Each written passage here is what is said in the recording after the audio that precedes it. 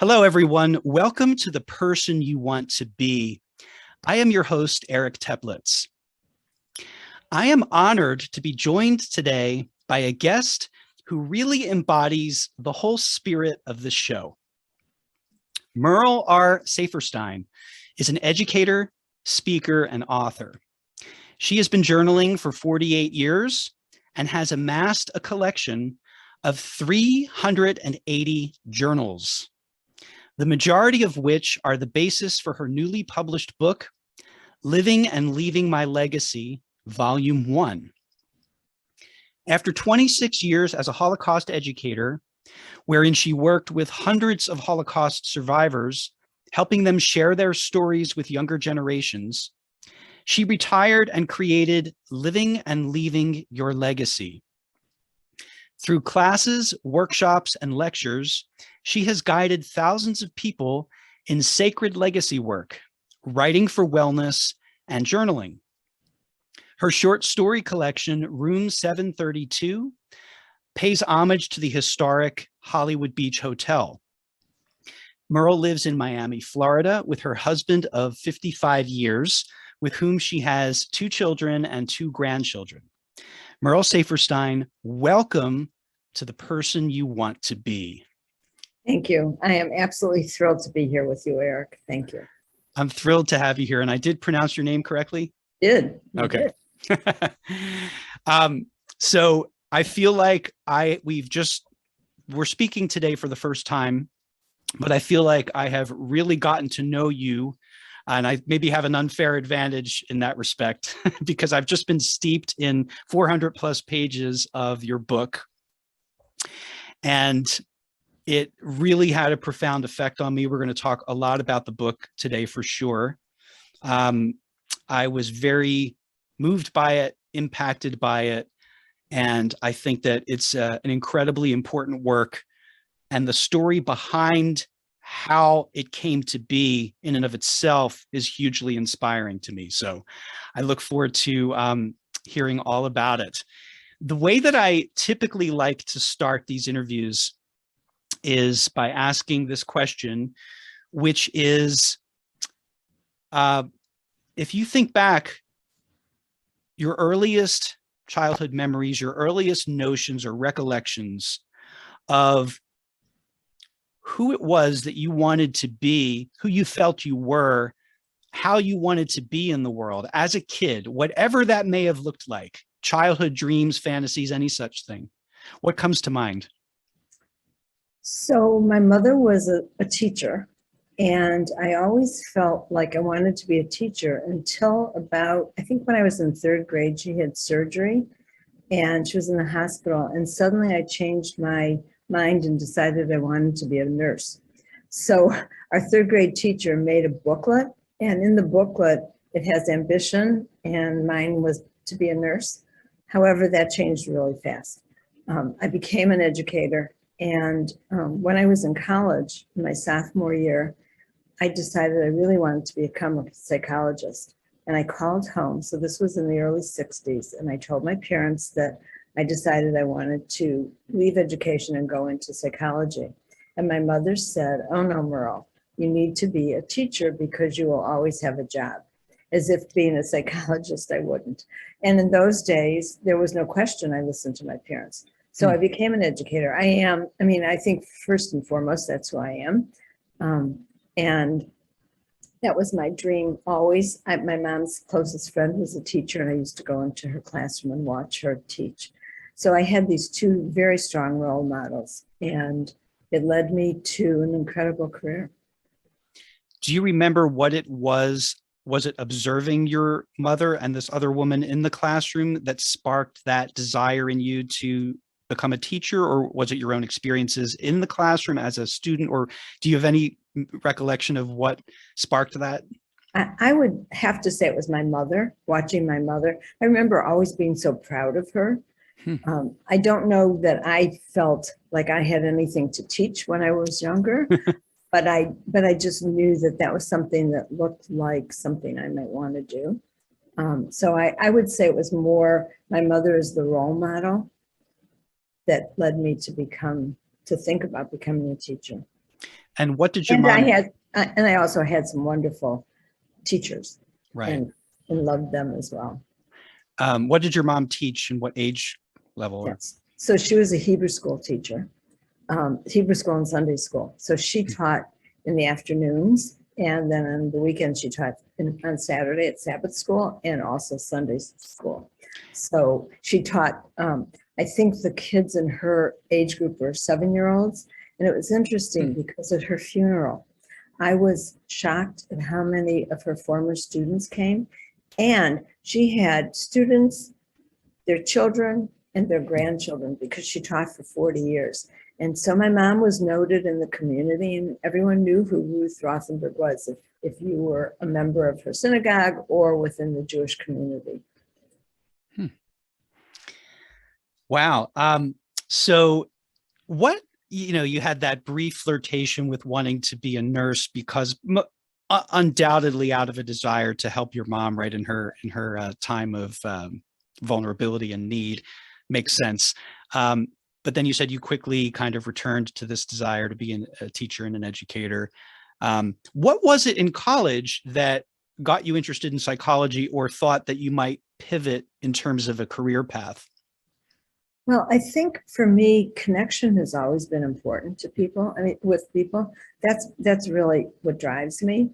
And I think that I took a psychology class and was expecting to really learn about, how to talk to people and learn about what drives people to do things. And it was a basic, 101 psychology. And I was really disappointed at first. So I started reading more, and I started reading self-help books and realizing that this is something I've always been a person who people could talk to, and people would share confidences with me. And luckily I was able to listen to them and help. And I think that kind of just drove me to think about what it would be like to be a psychologist. And so through my life, I have some of my very dearest friends are therapists, psychologists, and I belong to a women's group that I've been in for 28 years now, I think. And there's several of us, there are 5 of us now, there were more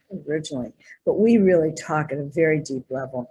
And one of the ones who is a PhD psychologist told us that for those of us who aren't, because there's also another therapist in the group, that we know as much as her PhD student. She's a PsyD. Actually, she has a degree in PsyD, but she said, we know as much. And she said, we could pass for PhDs in psychology simply because we have really been trained to look at a situation and think about it in a certain way. And so in some way I found my desire to be able to help people. Yeah, it brings up a couple of interesting points. Number one, formal education as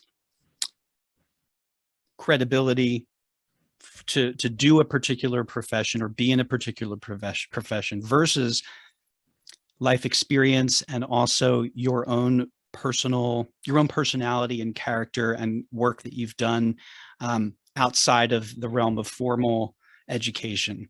It's a fascinating subject. It's something that now there are certain occupations where, of course, you need very, very specific training in order to do them and practice them, and that's as it should be.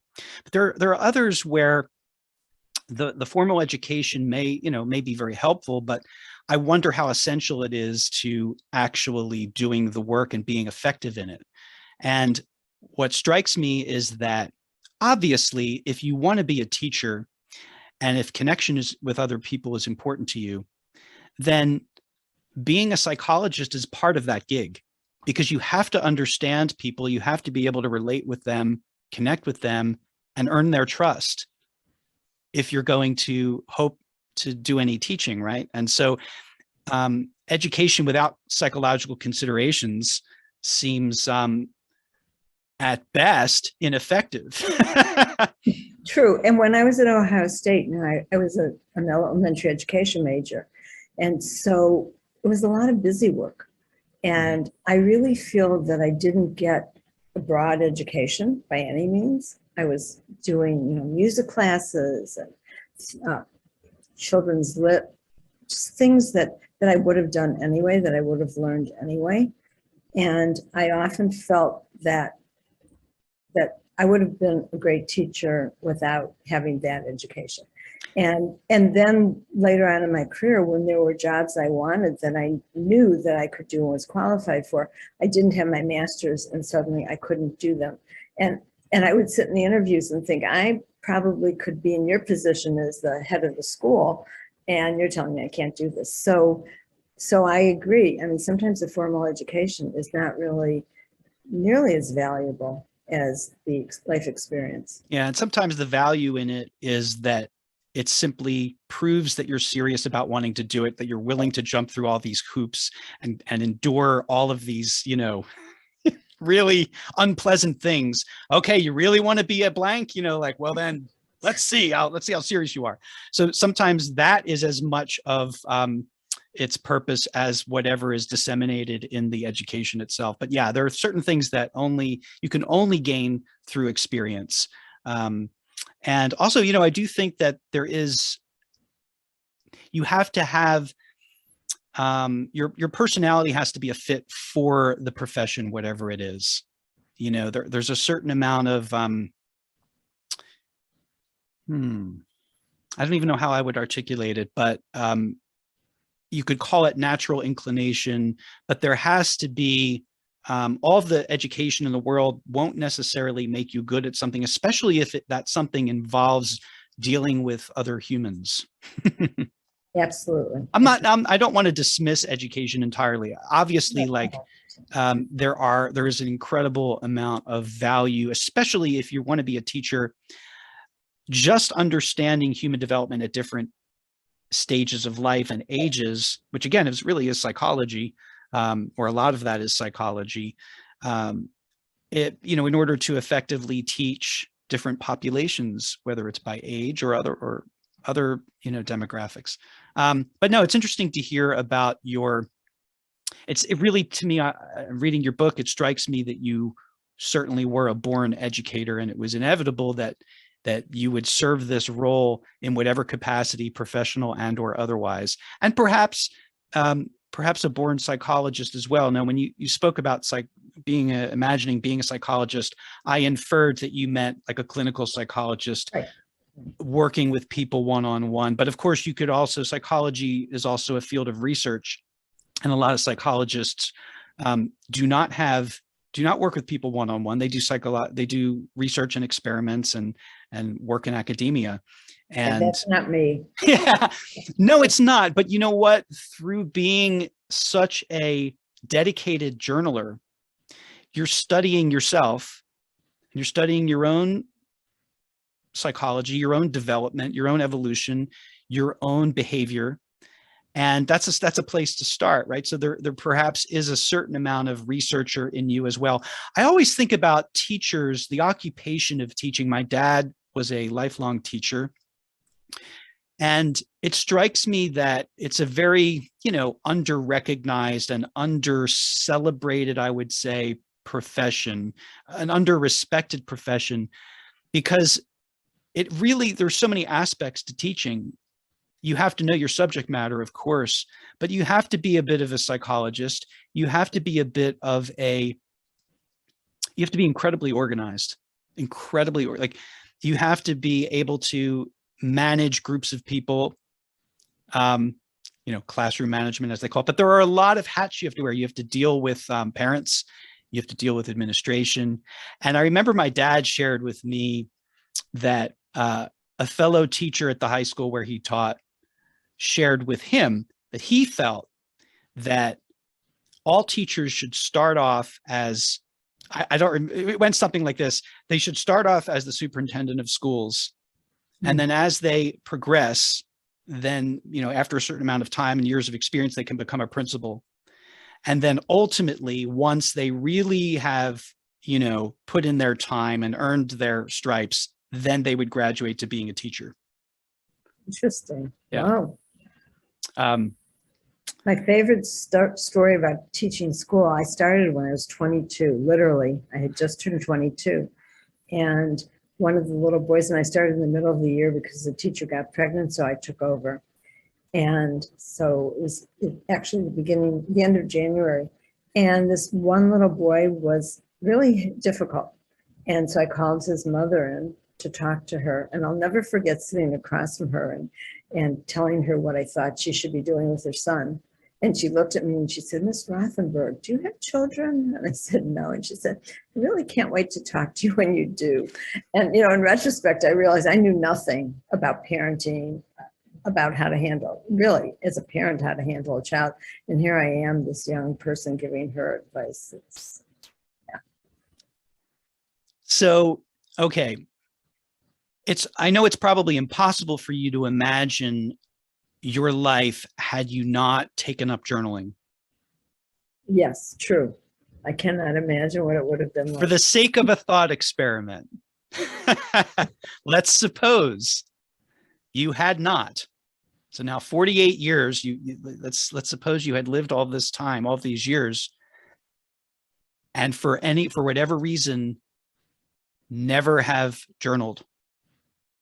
You might not be able to go there, but let's try. I'm just curious. Actually, I'm sitting here feeling my feelings, like I'm hyperventilating. Like, I don't know that I can do this. Yeah. It's an impossible question. I realize that, but I like to ask impossible questions, and I like to entertain impossible questions. What do you think your life might have looked like? What do you think would have happened inevitably that did? And what do you think, if you can parse out key elements or aspects of your life, what do you think may have been different? If, just to try to entertain that thought. So before I answer that, I'm going to tell you that one of my friends asked me, what is the best question you've gotten, or the most interesting question you've had since you started doing podcasts? And I was like, I don't know that I have one, but this wins. We're just getting started. So I think that for me, the benefits of journaling have been so tremendous.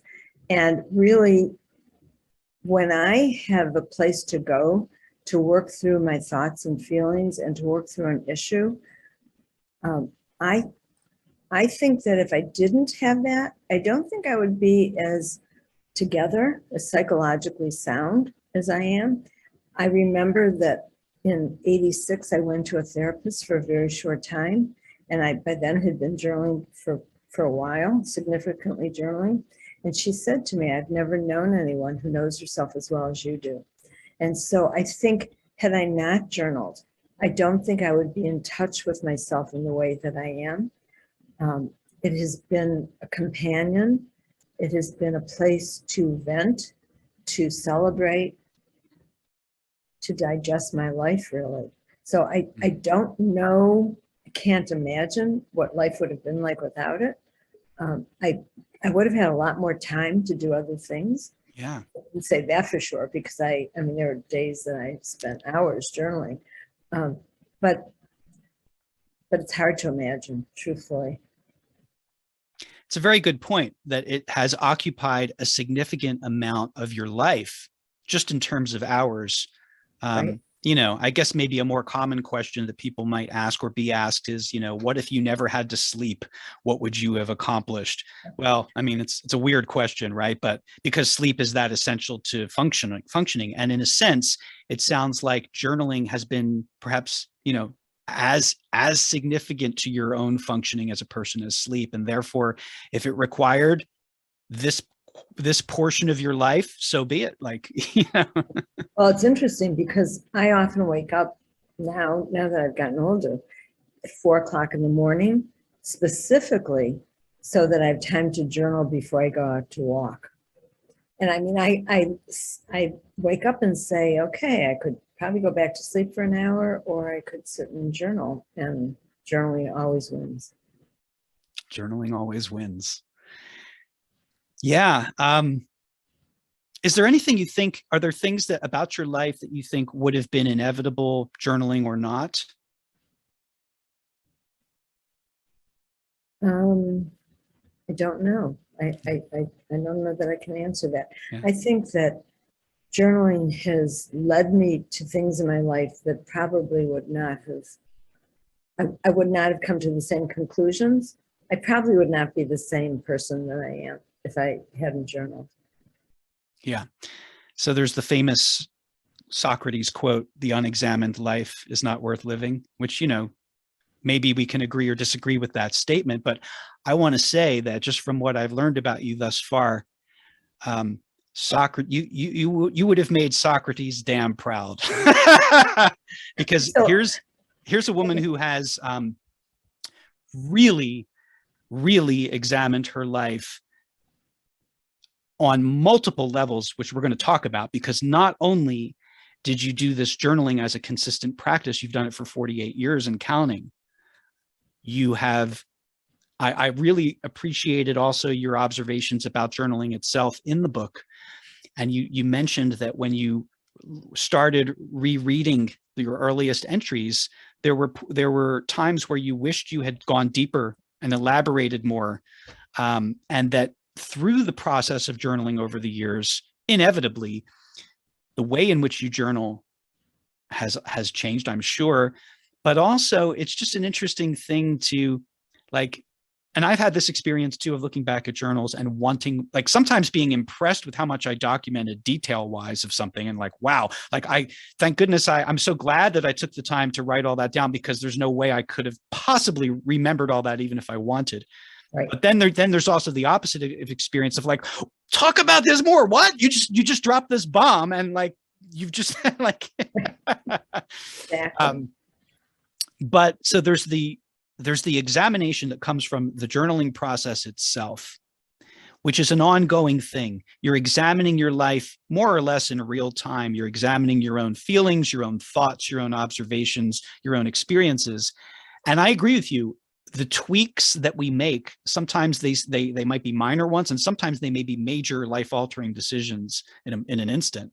Usually it's somewhere in between, but it changes the trajectory in your life in a way in which it would become unrecognizable to the you that never did it, I would think.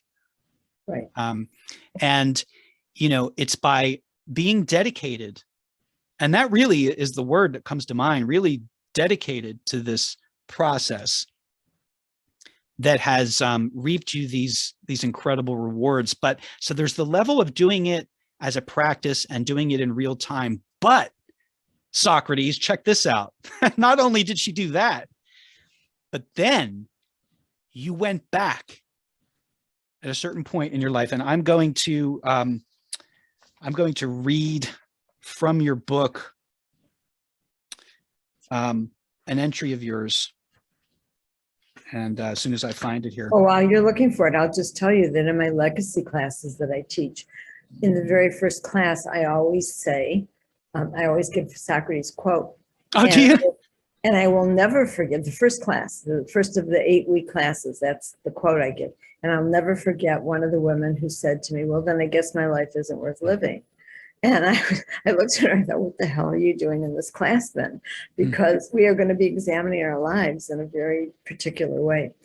So she came around by the end of it. Do you agree then with Socrates? I do agree. But then I was listening to a podcast of yours where you talked about the opposite of that, the opposite of Socrates' quote. Really? Yeah. It was with the person who did the Toy Story. Oh yeah, Doug Chamberlain. Yeah, and you said something. You took the quote and you reversed it.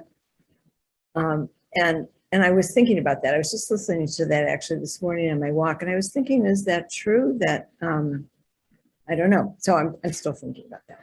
It's an extreme statement. I mean, I think that the spirit of it is that you will have lived a much more meaningful, that by examining your life, you're bound to live more intentionally, more consciously, more authentically than if you never do. And if you don't, I think that's the spirit of it. It's an extreme statement to say, otherwise the life isn't worth living unless you do that. And I think it's fair to argue with that statement from that standpoint. But the spirit of it is what I resonate with. Right. And I do too. And hopefully I'm going to find, because I highlighted, this is 400 plus pages here. So I'm not going to, I'm going to occasionally refer to some quotes of yours. And if I may not be able to find the one I'm looking for, well, I'll just share this one because I just see this one right here. Reading back in my journals allowed me to see how present I have been as a result of journaling. By recording all that I did, I have preserved my life in a way few ever do. I have shared it with you, the reader, in the hopes that it will help you understand that how we live our lives becomes our legacy. Now, that quote, I'm quite sure now that I'm reading it, comes from one of your reflections, not one of your actual journal entries. At the end of each chapter, you have a reflection on the chapter itself. So that wasn't the probably the quote I was looking for. That quote actually comes from when I started teaching the legacy classes. Mm-hmm. I realized that it's not really what we leave, it's how we live. And so I began to understand that how we live our life becomes our legacy. So that became my quote. That is like the thing that I really believe, because it's your credo. Right. Because people watch us and they learn from us. It's not what we say, it's what we do. And I'm convinced that, I'll just tell you the story. One of the women in my writing group from Gilda's Club, Gilda's Club is a resource center for people who are impacted with cancer. Gilda Radner, named after Gilda Radner. Mm-hmm. And so I've been volunteering there and do a writing group twice a month there. And one of the women was dying, and we went. Several of us from the class went to visit her, and she was someone who was not afraid to die. It was very interesting. She was very open to talking, and I am certainly someone who is not afraid to ask questions. And so we had an incredible conversation. There were 5 of us, and it was really very profound. And normally when you visit someone in hospice, you don't stay 3 hours, but we did. And she didn't want us to go, and we talked the whole time. And one of the questions I asked her was, Marie, how do you want us to remember you? And she thought really carefully, and she looked at me and she said, Merle, it doesn't matter how I want you to remember me. You're going to remember me the way you want to remember me. And that's when I realized that if we want to be remembered a certain way, we better be living that way. Right. And of course, ultimately, we can't control how others perceive us. Right. All we can control is our intention and trying to align our behavior with that intention. And it might be perceived differently, but I think that when you're consistent, when you behave in a consistent way, when you are really living certain values consistently, it shows inevitably, and people,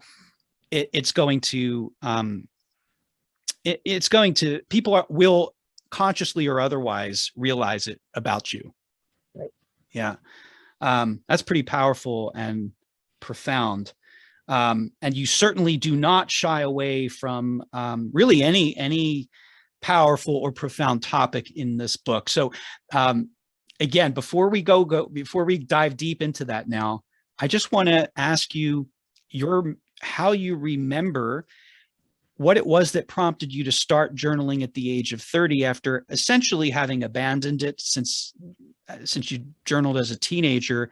Was there a particular inspiration for it? What do you recall? So at the time, we had moved from Cleveland to Miami, and I did not have a lot of friends when we moved here. We didn't know anyone really. So I was spending a lot of time alone with my 2 very young children. My children were 18 months apart. So we brought our daughter here when she was 6 months old. And then I had 2 toddlers. And I was taking classes at Miami-Dade Community College, it was called at the time. And the classes I took were transactional analysis, so TA. And then I took a Gestalt class. And in the Gestalt class, for whatever reason, I bought a stenographer's pad to take notes. I have no idea why I did that, except that I had taken stenography in high school because my mother said you should always have stenography in case you want to be a secretary. This was when I was in high school, in 10th grade. So I had the stenographer's pad and I took notes. We kept a dream log. The instructor had had us keep a dream log. So that was my dream log. And I had probably a third of it unfilled. And it was my 30th birthday. And I wanted to just reflect on where I'm at 30.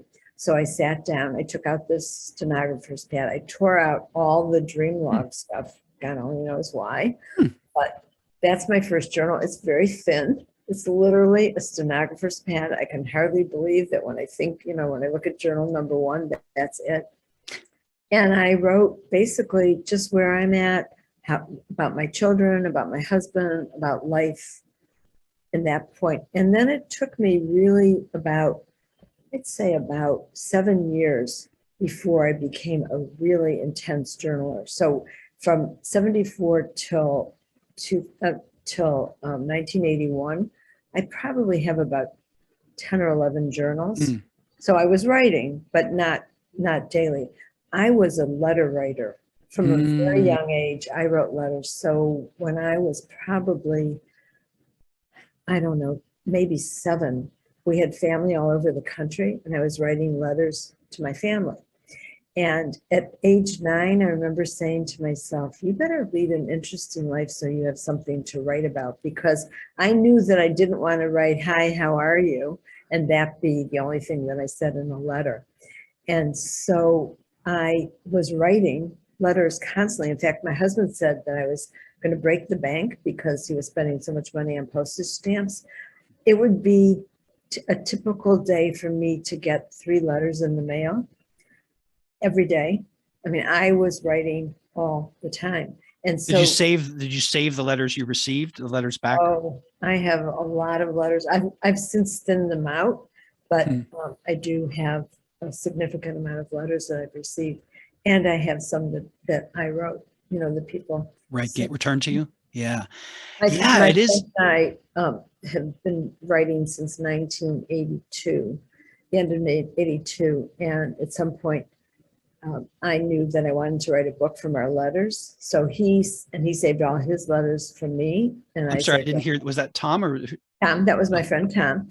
And so I have hundreds of letters. Wow. Our letters, all in dated order, ready to go when I finish doing this journal project. Oh my goodness. And that comes That's a project still on oh, wow. Oh my goodness. Wow.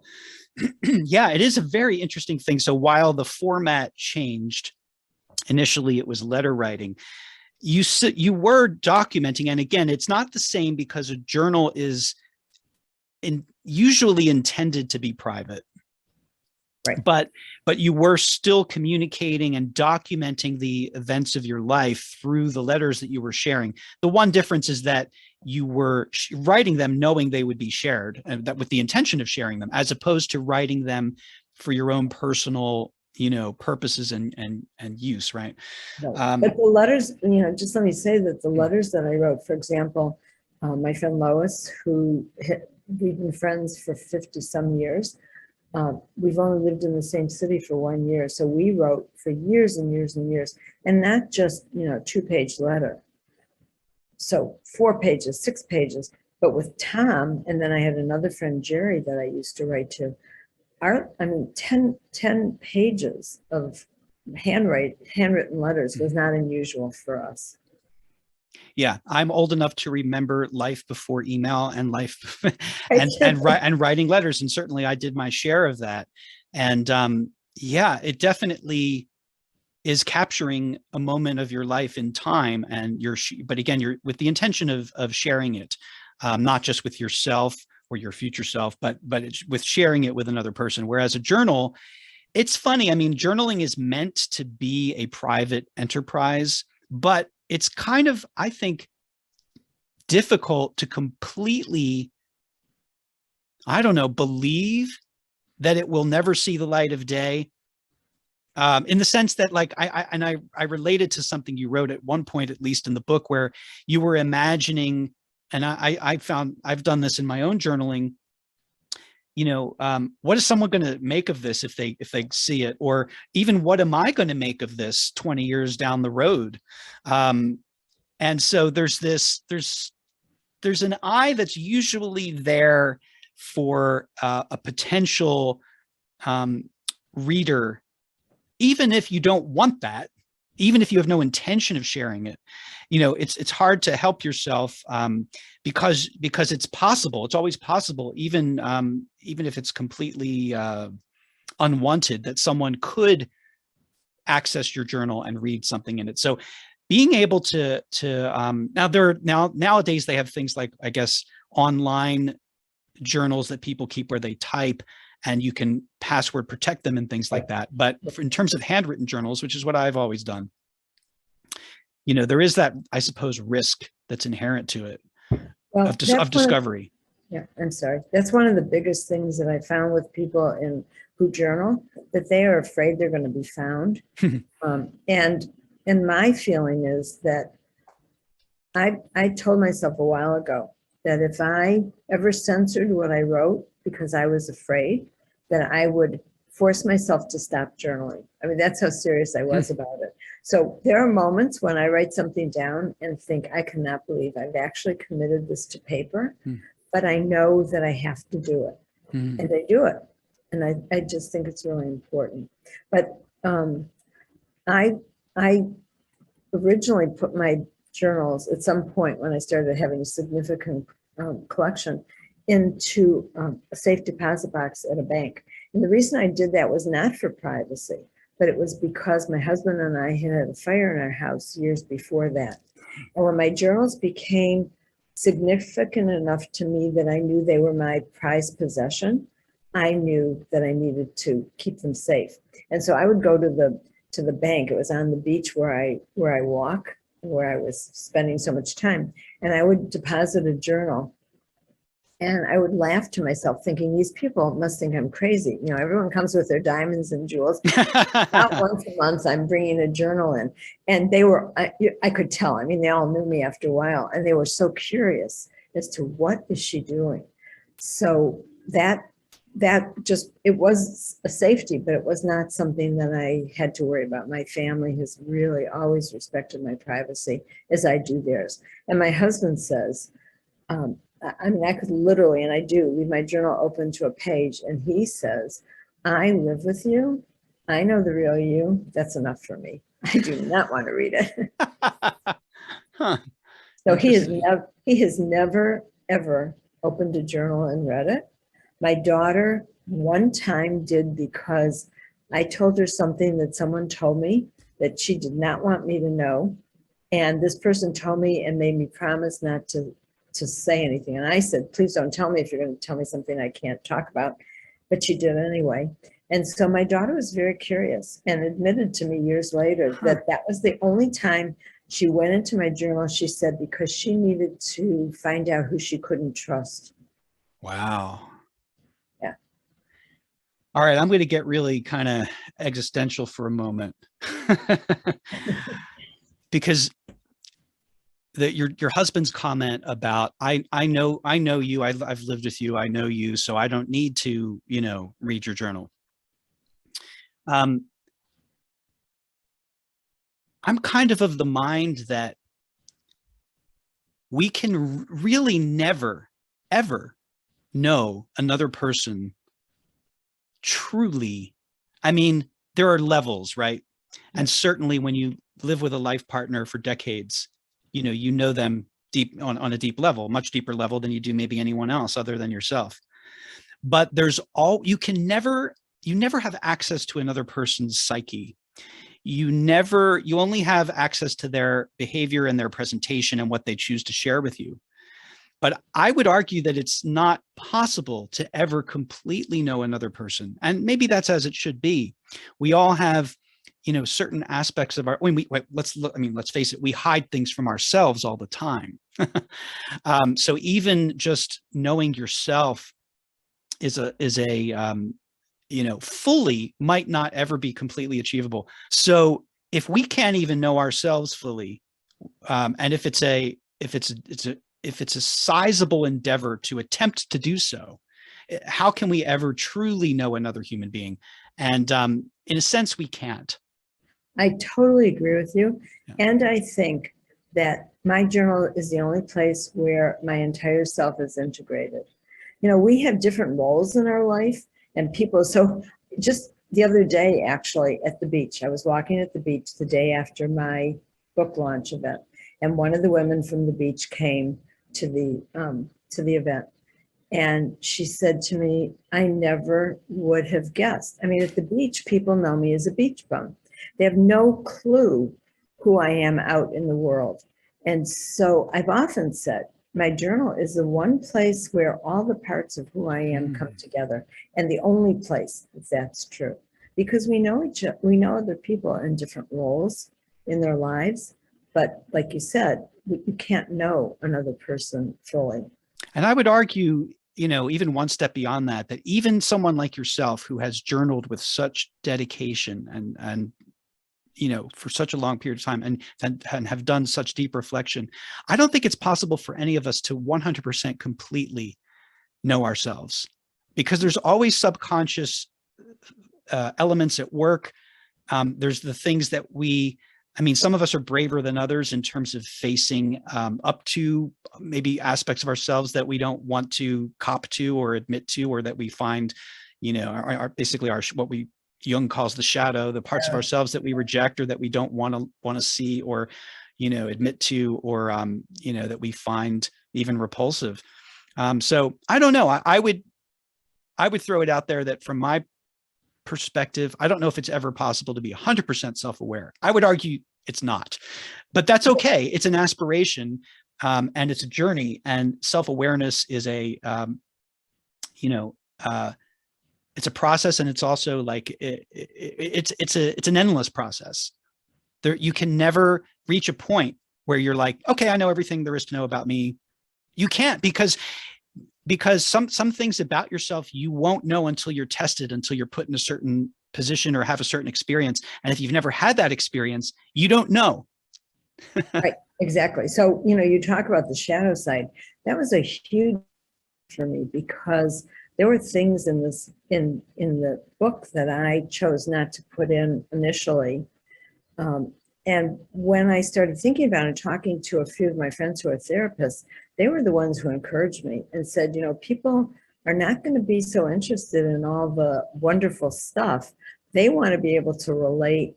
And so I went back in my journals. For example, the marriage piece, I did not have some of the really, really painful stuff in there. And there's a lot that I still didn't put in. Mm-hmm. But I went back to the original excerpts that I took hundreds of pages and said, okay, so I've left out all this really tough stuff, put some of it back. And I did. And I went through and did that with all of them, all the chapters, where it was appropriate. Because that's really an important piece, and it is what people are going to relate to. No one has a perfect life, and so to portray it unrealistically would not be fair. Yeah, and I commend you on your courage for everything that you included and put in there that was difficult for you to do so. Now, those things might be obvious to me, and they might not, because they're very personal, and what's difficult for us to share is very personal. So in other words, I might share something freely and someone say, oh my goodness, it took such courage for you to share that. And I'm thinking, no, it didn't. And then something that maybe did take a lot of courage for me to share is overlooked, because from another person's point of view, what's the big deal? So it is a personal thing. And that's why I worded it that way, that I commend you on whatever it was that was courageous for you to include, because one of the gifts of your book for the reader is it's not just, let me learn about Merle Saferstein. One of the true gifts of this book is it gives the reader permission to look at their lives in different ways, to think about things differently, and to acknowledge themselves and their own struggles or their own lives. You give permission. That's what it does, is it gives permission for the reader to entertain things that might be uncomfortable to entertain or look at. And even on the other side of it, it gives the reader permission to entertain dreams of theirs and positive things that they might not give themselves permission to entertain or look at. So those are tremendous, tremendous gifts that through your willingness to share, you have gifted the reader with. So thank you. So what I learned in my legacy classes was, if I'm willing to speak my shame, I will give the people in the class permission to do the same. And the first time I talked about our bankruptcy, it was really hard for me. And I didn't sleep the night before, but I said, I've got to do this because this is, I want to be authentic. And I will never forget that first class where I did. And then all of a sudden people started talking about their stuff, and it was incredible to me. And that's when I realized that when we speak our shame, it dissipates. And with each series of classes that I took, that I led, it became easier and easier to talk about some of this stuff. So a really interesting thing happened when I shared the chapter on parenting with my children. And I did that prior to putting it out there. The only person who had heard it up until then was my husband. My daughter heard it because you I read it to him. Yeah. I always read him. He's the first one who hears what I write. So I read it to him, and then I sent it to the kids, and I said, I want to make sure you're okay with whatever I say. If you're not, then I'll take it out. And so my daughter called me, and she said, Mom, is there any place in the book where you talk about what happened to me? So she had been molested when she was 10 and 11 years old. And I said, no, I don't, that's not for me to say. And she said, no, actually, I think you really need to. And I was in shock because, talk about courage. That was amazing to me that she was willing to have me do that. And she said, people hear from the person who's been molested, but they don't necessarily ever hear from the parent. And I think it would be important for someone to read that and to be able to relate in that way. So I went back into my safe and I took out the journal and started reading it. And it was as painful as the day she told us what had happened. It was really hard. I took the excerpts, I wrote them out, I sent it to her. She read them and she said, absolutely. There was only one thing I had identified him a little too closely in terms of who he was, not his name, but just what he was, his position at the time. And she said, I don't want that. So I took that out. And then, in the book, so here I am, I'm writing about my daughter being molested, and I'm thinking the reader has to say, well, that's a lot of nerve. Why would she be so bold as to write? It's one thing to write about myself and my stuff, but so in the reflections, I was able to say, okay, I did this because Rebecca asked me to do it. She told me to do it. And interestingly enough, in the book launch, I did mention this in my remarks. And I'd practiced, I was ready to go and was able to do it easily. And even read my remarks to her when she came this weekend so that she could hear them. She asked me if she could hear what I was saying. And I was totally fine. But when I was up in front of, 175, 200 people, and Rebecca was sitting in the front row, and I just mentioned what, the courage of her wanting me to share, I got so emotional. And it really surprised me because I had no idea that would happen, but it sure did. Yeah. And it really is an act of courage on her part, and a gift that she, by insisting that you share that. Right. One of the gifts is, again, the perspective of the parent, that other parents can potentially connect with, relate to, feel less alone about.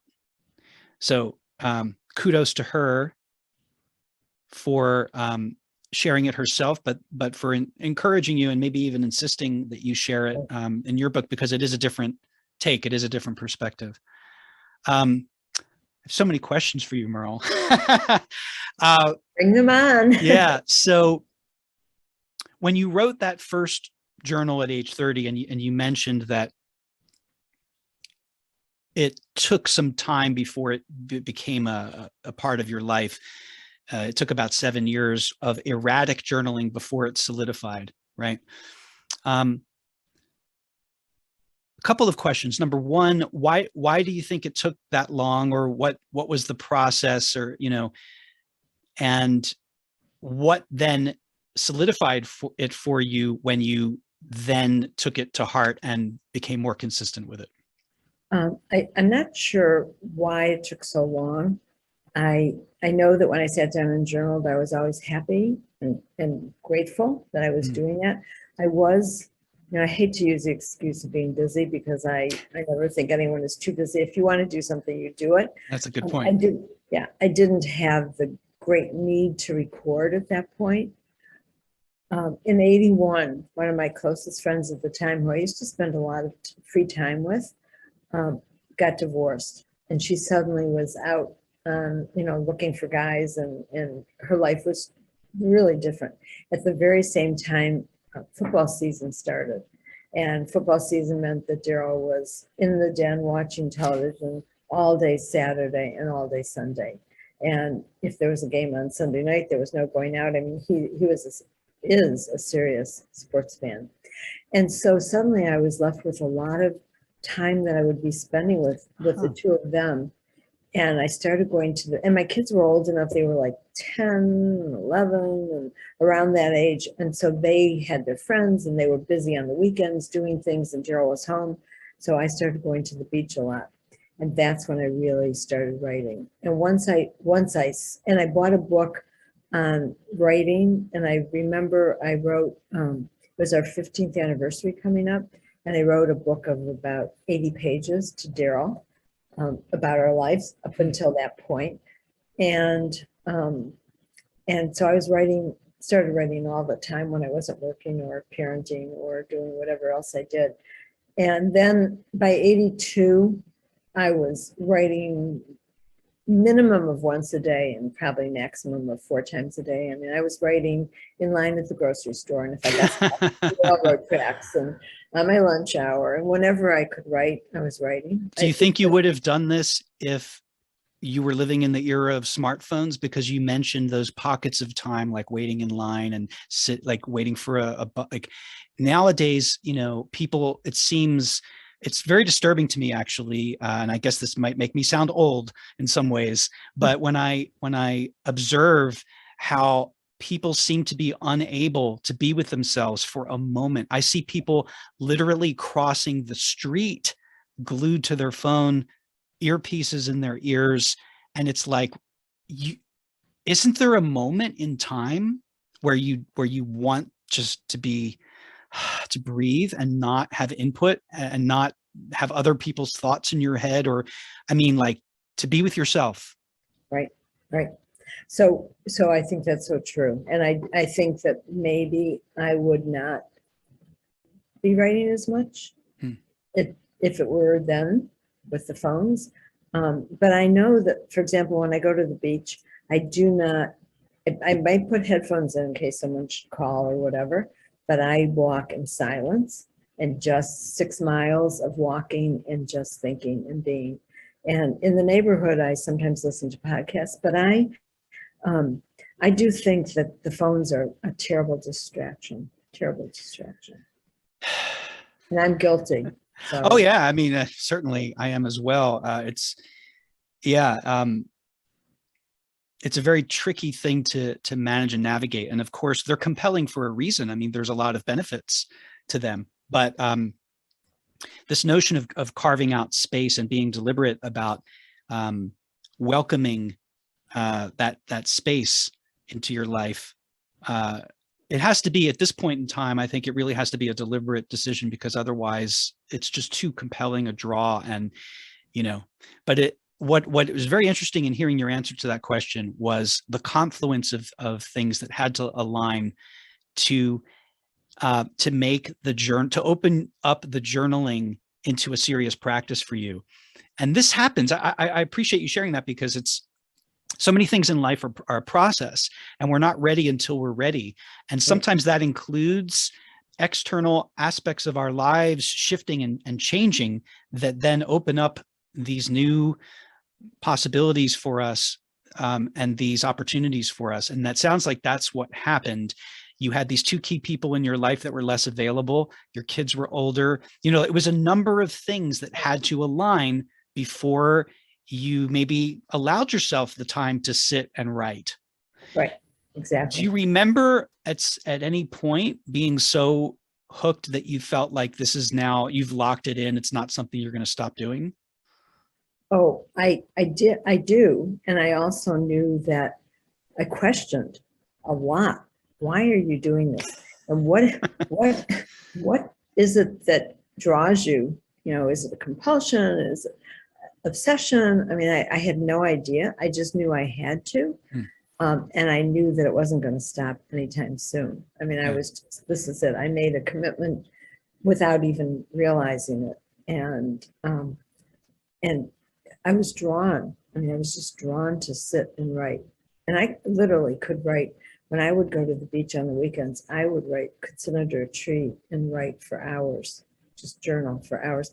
I don't even know what I had to say, and that was one of the questions that I constantly asked myself. Are there things in this journal that are worth sharing? You know, at some point, like, what is this about? And so I would think about, what is it going to be like when I go back? And I mean, I never read them for many, many, many years and didn't even know that I would. I kind of thought I might, but I was fascinated. That's what I mean about having an eye on, like, imagining even yourself in the future going back and reading. Right. And early on, I did once ask myself, like, are there going to be any pearls of wisdom in here? Is there anything worth sharing with anyone? Or is this strictly for myself? And really, I do write for myself. I do not write with anyone else in mind. Yeah, I'm shuffling around here because I definitely want to get a quote from from your book. I remember when it was. I remember I wrote down the date of the entry. It was 1994. And this is what happens if you have a 400-page book. Now, I don't. Right. And they're different subjects. So Yeah. The listener might be interested to know. Oh, yeah. I found it. Oh, good. Okay. Okay. Go. May 7th, 1994. The beach will be my haven and my studio. I can come and go whenever I want during those 3 months. This is in obviously the last chapter of your book. I plan to read through some of my journals for the first time, take out meaningful excerpts according to various topics, and put them into a book, something I've wanted to do, but have not had the space to begin. That was 1994 that you recorded that desire and intention in your journal. Right. 1994. And I did. So I went to the beach for 3 months, and I brought journals with me. I would come back and forth, go home once a week, drop off journals, pick up journals. And I did write a book from I think I read about 60 journals, and I wrote the book from about 32 of them, I think.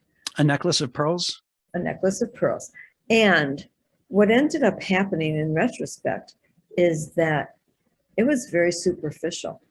I remember sharing it with one of my friend's sons, and he said to me, you know, and he was young. I mean, he's 50 now. This was a long, long time ago. He said, you know, it wasn't deep enough. And not that he's this deep kid, but he felt like I just touched the surface. And so that was the precursor to this journal project that I started doing in 2001. But when I started, I said, okay, I'll just take all my old notes and I'll take a Necklace of Pearls and I'll just use those entries. But then I said, I'm going to just go back and look at them and look at the journals and realize that I left out so much of the things that were really significant, because at the time I was not willing to share and didn't even realize how important it was to be able to share it all. Mm-hmm. And you weren't ready, maybe. You weren't ready to share. Definitely wasn't ready. No, in fact, the year after I went to the beach, after that, I went to the beach. I was going to go for 10 days, and I was going to start working on the project with Tom and with our letters. And I got them all ready and dated order. And at some point, after about day 4, I called him up and I said, so I don't think we can do this because this is all fluff. Unless you're willing to Hmm. expose this, and unless I'm willing to say this, it's not going to happen. So I went home. I didn't, I just left and went home and said, okay, this will happen someday. You put that aside, that project. Yeah. Yeah. You shelved it. But it sounds like you haven't forgotten about it. Oh Now no, it's you there. brought up Tom. So this is a perfect time to ask about Tom. For anyone reading this book, they will see that Tom played a really pivotal role in your life. And tell me, if you would, tell us, who is Tom? Who is this Tom? How did you meet? When did you meet him? And let's start there. Okay. So it was December of 82. I was just about to, I was very unhappy in a job I was at, and I was going to the beach on the weekends, every weekend. And I, and then it was Christmas break. That's right. And so I was at the beach every day. Sometimes I would bring my children, sometimes they would be with friends, and I would go by myself. And each morning I would jog along the shore. And as I was running, my paths would cross with this very good looking man. And he was jogging, I was jogging, we would wave. And then eventually we would both go to where we were sitting, which was not very far apart. And I had my books and my journals and my pens, and he had his books and his journals and his pens. And Really? yeah, and the two of us were kind of, we would like look at each other for a long time. And then one day he came up to me. So it was December, I can't remember the date, but 82. And he started talking to me. So he had just left the priesthood. He had been in the priesthood for 8 years. Prior to that, as it turns out, he grew up a half hour away from me in Cleveland. Wow. So he lived in Richfield, Ohio, and I lived in Cleveland, Ohio. He went to school in Columbus, not Ohio State. He went to another school. And then he moved to South Dakota. And he became an on-air radio, TV correspondent, journalist. And so he was journalist. Yeah, so he was 26 and he was covering the news. He also was doing speech writing for George McGovern. Oh, wow. And Robert Kennedy. Wow. So what was his age compared to yours? Tom is 3 years younger than I am. Huh, okay. So at the time I was in 82, I was 38.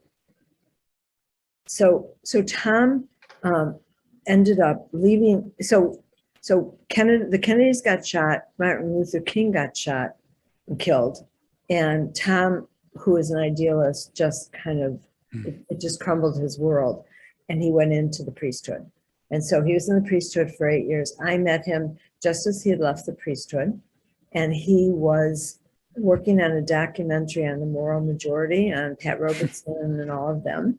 And so that's what he was doing. He came to Florida and he was working on that for a short period of time. He left.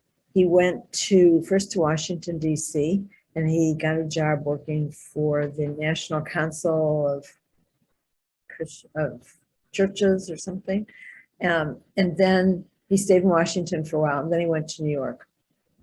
And when he was in New York, he was doing temp work. And one of the jobs he got, so this was in the beginning of 85. So we were corresponding, like a lot of letters back and forth all So the time. when he was in Florida, and once you, it's fascinating, right? The timing of things and when we meet pivotal people in our lives and when and how. I'm always blown away by this kind of thing. You can't this is right. You can't orchestrate this stuff.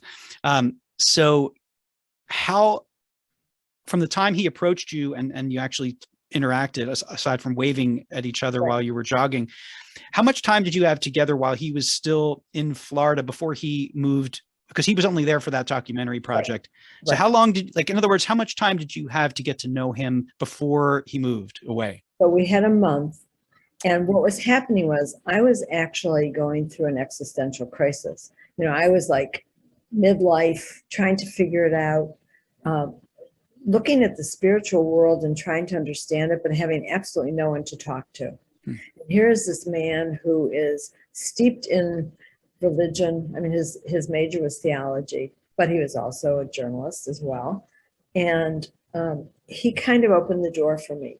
And I could talk to him about the otherworldly things that there was no one else I could talk to. Hmm. He was a poet, and he was also just totally open. And he said to me, you're about to step onto a path, which was individuation, but at the time I didn't really know what it was.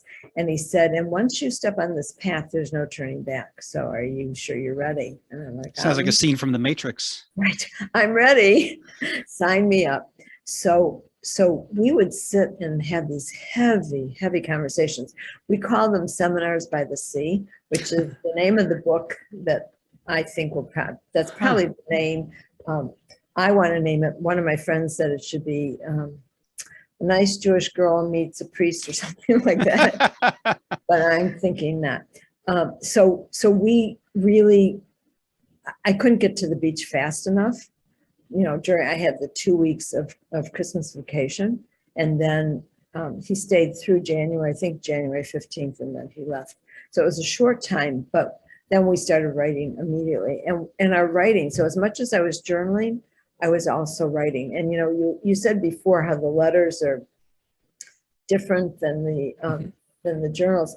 In a sense, the letters could be journals as well. When I started working on the project and realized all Well, that they're documents. I mean, they're totally. not they're not completely dissimilar. The only distinction I was making is that there was an intention of sharing versus in a journal. Absolutely. Absolutely. Doesn't mean it can't be intimate, doesn't mean it can't be detailed, doesn't mean it can't be all of these things. Yeah. Right. It's just a different way of writing. So we just bonded, and we had a great need to connect. And Tom was going through a difficult period in his life, and he needed stability. And here I am, I'm, stable. I was like a solid foundation for him. And he knew that here's someone who is going to care about him, who he can count on. And so that kind of is how the two of us came together. A very unlikely pair.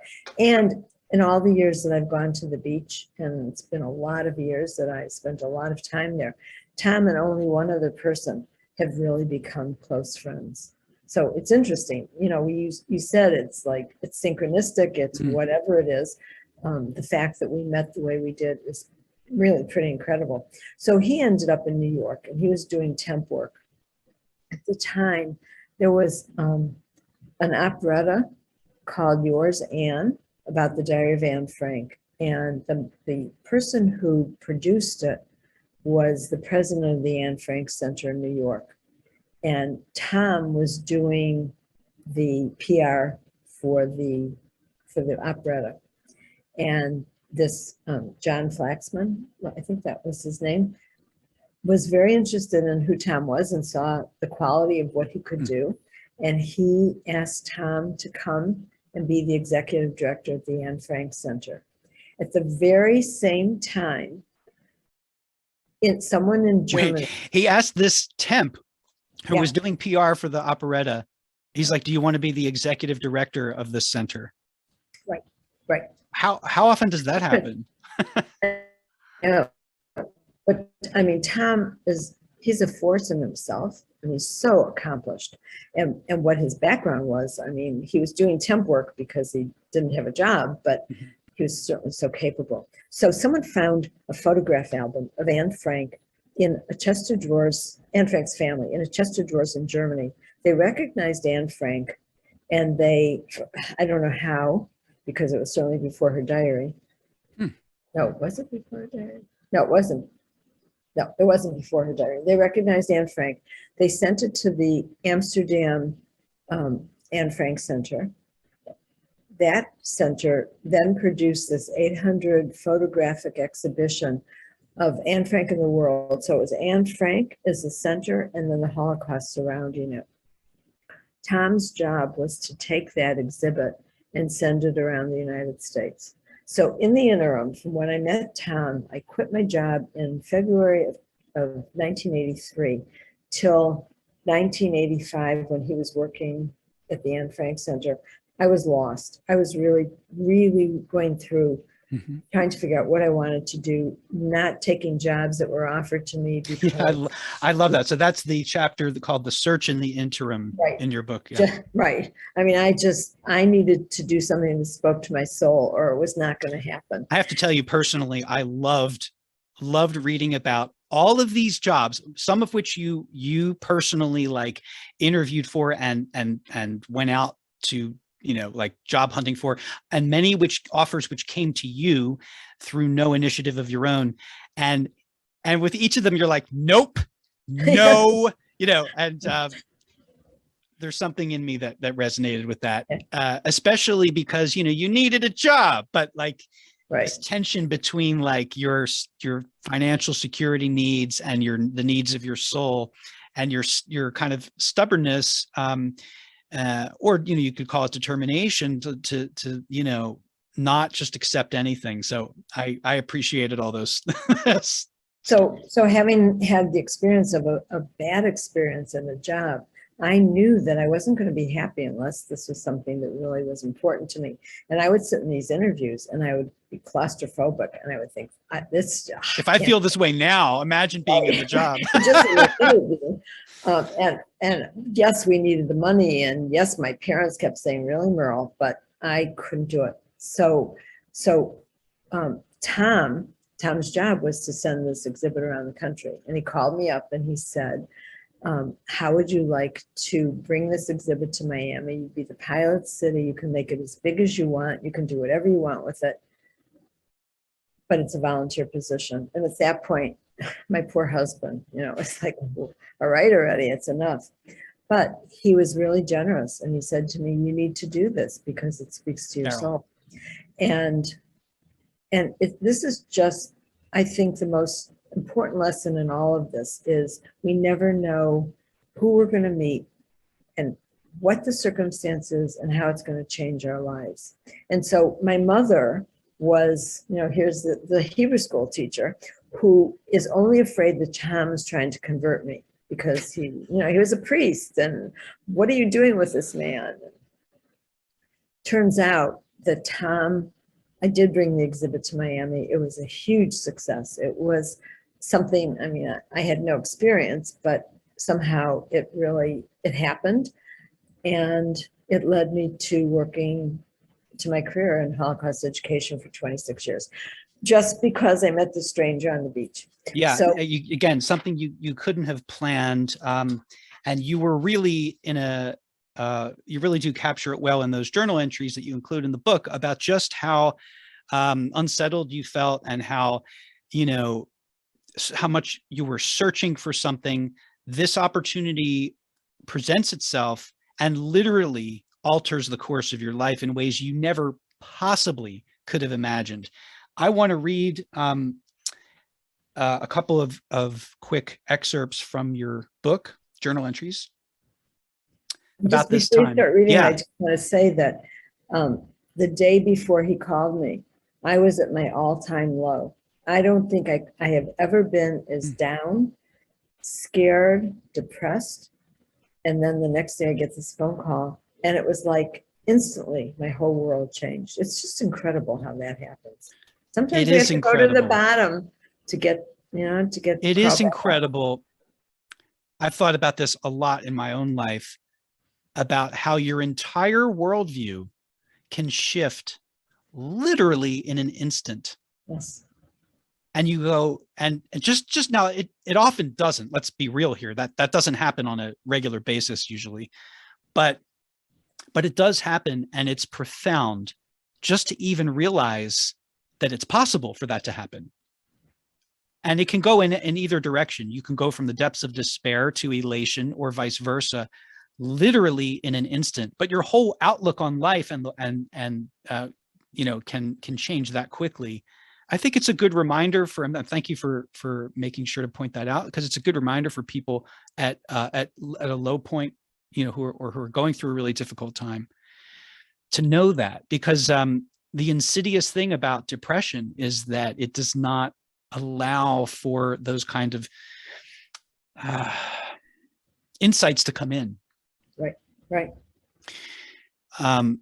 And I'm thinking of a particular Twilight Zone episode with Burgess Meredith called Time Enough at Last. It's one of my favorite things. You know how you have favorite things in life? And I have many, many, many favorite things. That episode is one of my favorite things. So if you're not familiar with this episode, I don't want to ruin it for anyone who hasn't seen it. I urge you, as soon as you're done listening to this podcast, go find it. You can find it nowadays in 2022 easily. It's called Time Enough at Last, the original Twilight Zone series. Burgess Meredith is the star. And if you watch the episode, you'll see what I'm talking about, because there are a number of points within the episode where his entire worldview changes in an instant. It's such a deep, profound impact. I can't watch that episode without crying, by the way, just for the record. Yeah. All right. So back to your journal entries from this point in your life. This is during and after the exhibition that took place in Florida. So starting with October 12th, 1985, you wrote, "I have set 2 goals for myself and hope to accomplish both before the exhibit closes on the 26th of January. So that's a few months off yet. First, I want at least 50,000 people to come to the library to see the exhibition." That's a very specific number. 50,000. I know. Do you have any idea where that number came from? No, I just know I was dreaming big and had no idea. I mean, really, okay. I was clueless. Then I want an editorial about the exhibit in the Miami Herald. I wonder what it will take for either to become a reality. I've been working on this exhibit for 4 months now. Although I don't know exactly where this will take me, I sense that I'm building a foundation for something important in my life. Only time will tell, but I am staying open to all possibilities. Okay, so that's October of 1985. And now I'm going to read January 25th, 1986, so just a few months later. So let me just say the exhibit was from December 15th till January 26th. So this was 6 weeks. Okay, so you're writing this entry is dated the penultimate day of the exhibit, then the 25th of January. It feels great to have become an expert on Anne Frank. I have wanted a meaningful platform from which to speak and teach, and have finally found one. Who knows where I will go from here? Well, now you do know where you're going to go from there. In these last 6 weeks, I have, and then you have a bullet pointed list. 6 weeks, spent more than 420 hours at the library. Seen tens of thousands of people walk through the arches of the main library. And it was more than 50,000, by the way, for those wondering. Spoken to 75 groups of students and over 100 groups of adults. Met people from all over the world. Talked with Holocaust survivors. Reached my goals and realized my dreams. Made a name for myself in the community. Learned more than I ever could have imagined. I'm about to end a significant project in my life. I don't know that I'll ever have the opportunity to put on a show like this again. Making it all happen has been an experience of a lifetime.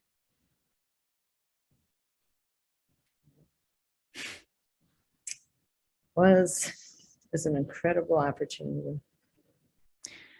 And as you said, it came to you in a phone call the day after you were at your absolute lowest, like your proverbial rock bottom, right? One thing that is interesting to me among many in this period of your life is that you still made time to journal. Oh, for sure. For sure. I have it all down. And what a gift to yourself, right? To be able to go back and in detail kind of relive it and celebrate yourself and your own accomplishments, as well as this incredible kind of gift, you could call it, that was given to you by life, right? Like this opportunity that came through Tom. Yeah, it's very profound. I had many experiences as a reader of reflecting on not just your own life and the things that you've shared, but let me explain why. Let me explain why, or at least in part, the ways in which your book resonated with me. And I'm sure that each reader will have their own version of this, their own points of connection with what you wrote and when you wrote it. Because I was born in 1972, and your journal entries in the book are dated basically from 74 onward. So it covers a time, really all of my conscious memory, like when I see the dates of the entries, I'm reflecting back, oh, I was 6, I was 8, I was 12, I was 20, and thinking about where I was when this was going on with you, imagining our lives happening in parallel, not knowing, of course, that we would ever have this conversation, but, just thinking about, and also there's some other really interesting points of connection for me. You're 6 months older than my own mother.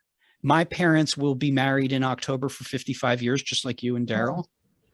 We both come from a Jewish heritage. But so I had, by sharing these entries in your book, you gave me a glimpse. Now, obviously, you're a very different person. You've from my own mother, and you've lived a very different life. But you were a woman the same age as my mother, experiencing certain things of which my mom also, in her own way, experienced because of the zeitgeist of the time. And I was pretty young, so I didn't necessarily, this was the environment in which I came of age in. And so to get these insights and from your perspective and your glimpses and windows into the world, some events that you mentioned, I very much recall, from when I experienced them at my own progression. I'm just pointing out that I might not be the most likely reader of your book, but each person is going to have their own points of entry, their own points of connection. I also, of course, there were a number of things that I resonated with in terms of specific values that are, specific ideals that you assert in some of these entries that I resonated with. But again, it begs the reader, whoever you are, and however you feel about what you're reading, it begs the reader to reflect on their own life, their own experience, and their own thoughts and feelings. And then, of course, at the end of each chapter, you have your own personal reflection on the chapter. And then you have these wonderful journal prompts that in case, the reader already was reflecting. I don't think you cannot. But now here they are, like these prompts that are being offered by the author saying, think about an experience in your life when this happened, or what was something that, and it invites this kind of reflection and reconsideration of your own life events. It's one of the really profound gifts of this book. Well, it was really important for me because I did a lot of thinking about what to share, what not to share, and why to put it out in the world. I mean, originally I started to do this just for my children, and then realized that maybe there's a broader audience. And then the teacher in me said, oh, maybe I can teach something and putting some of this out in the world. So my real goal in writing this book is twofold, my goals. One is to help people understand the power of journaling, the gift of journaling, because it is truly a huge gift that we give ourselves. And the second is to have a reader not read about my life because it's my life, but to use it as a mirror to reflect on one's own life. And because it takes place over so many years, people can identify, like you're going to fit in where you fit in your life. So your mom will read it and she'll say, oh yes, she's going to be right along with me in some of it. A 33-year-old man was one of my beta readers. He called me up after and he said, so he's not married. He said, this is going to be my guidepost to marriage when I get married. So, when I read that, when I heard that, I said, okay, so even he can relate to this in some way, even though he's not. Someone just wrote me this morning and said that she's reading the parenting chapter, and while She's not a parent. She's looking at her own parents, like how they parented her. So it's hopefully, I mean, I just want this to be a mirror. I want people to understand that it's just one person's life, but it's all our lives. And to be able to think about it in terms of our legacy. What is it? How are we living our lives? And what impact are we making, and how are we making it? And what do these little things along the way signify for us as human beings? You could have written a very different book, obviously, in a number of ways. One thing that strikes me, and I want you to talk about the, oh, all right, let's start again with this question. So, this book could fall in the category of memoir / autobiography. Right. But of course, the way that it's presented and structured is pretty unique. I don't think I've ever seen a book like it. And you could have mined your journals to help, like, just jog your memory about things and to get to pin down details of things. And you could have used it as a reference, as a point of reference to tell your life story in a more traditional way of recounting your life, in a more autobiographical, like literary way, like, in the form of, say, a memoir, or even a full life's autobiography. You chose not to do that, though. You chose instead to literally read through decades worth of journals. And I got to tell you that I have not done that, but I have spent some time going through past journals, and that is an arduous task. It really, it's hard to even imagine. So as I said earlier in this interview, not only did you do this practice of journaling throughout these decades, but then at some point you decided, I am going to reread everything. And then you were going to extract from those journals excerpts. And then you went through a process of determining which excerpts to include, and then how to include them. And I love that you did it by subject matter. So within each chapter, there is a chronological, there are chronological journal entries, roughly from 74 to like 2016 or something like that. Yeah, 2016 is when I finished. It took 14 years to go through this. Well, this is what I wanted to ask you about, right? So the dedication involved to just the labor involved in doing this is kind of inconceivable to me. And you mentioned, you admitted to your own self-doubt about it when you were starting to work on it. So tell me. And finishing, by the way, not just starting, throughout the whole. Well, that's the thing that's truly, like, mind-blowing, is to sustain the effort over, you just said 14 years. So what made you decide you wanted to, rather than write a traditional memoir, let's say, to not just reread all of your journals, which in and of itself was a task, I can't even imagine how long that took, but then to decide that you were going to make a book out of specific entries? How did this idea take shape, and what was the evolution of it, and what was the reality of it in terms of the work that went into it? So what happened was that I started thinking, when I realized I had a significant collection of journals, what am I going to do with them?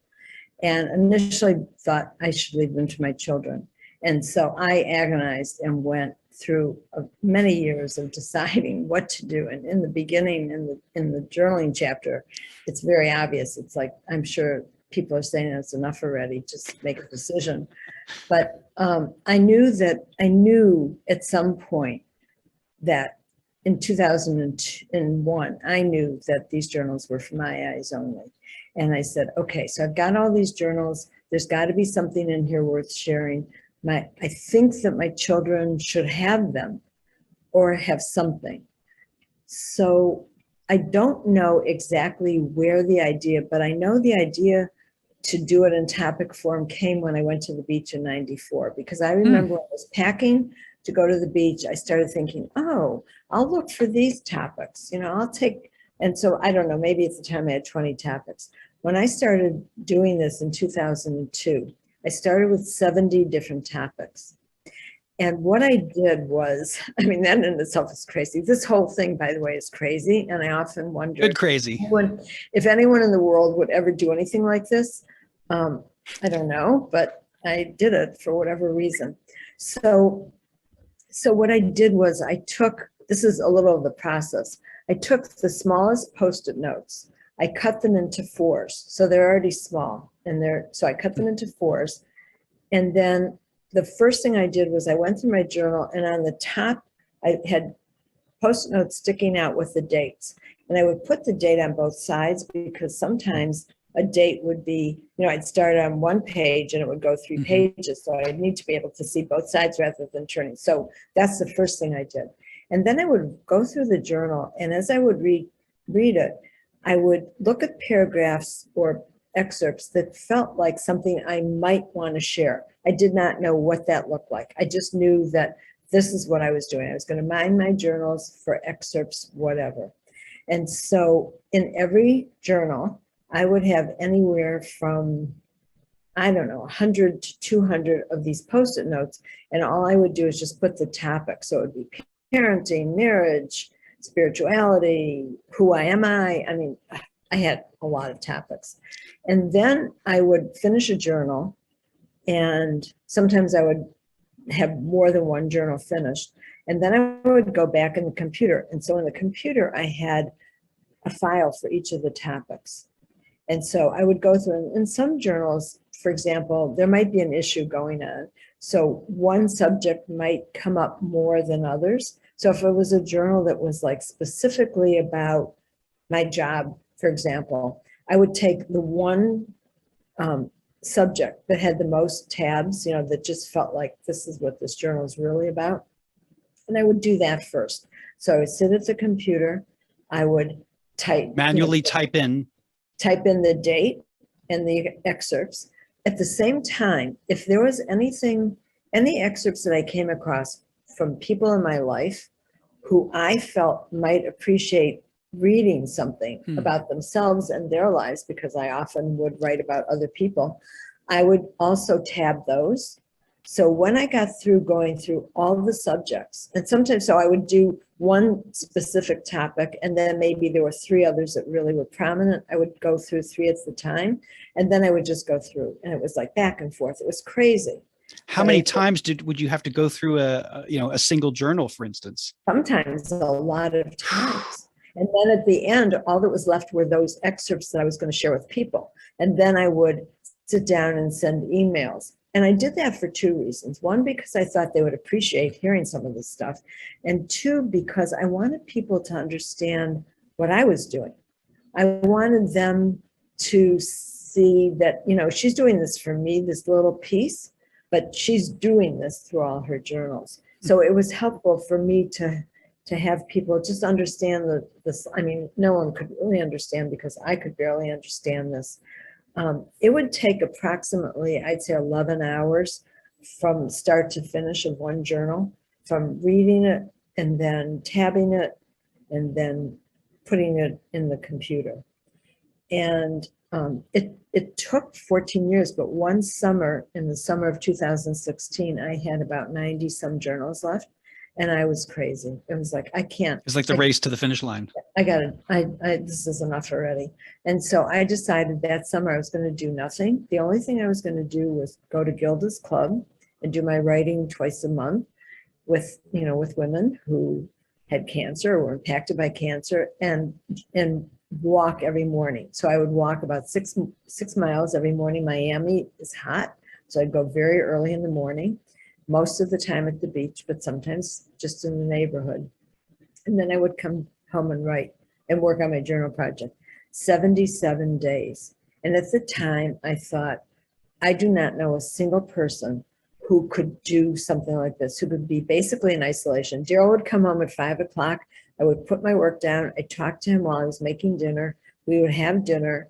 I would get up from the table, he would clean up, and I'd go back to my journaling till about 11 o'clock at night, 77 days work.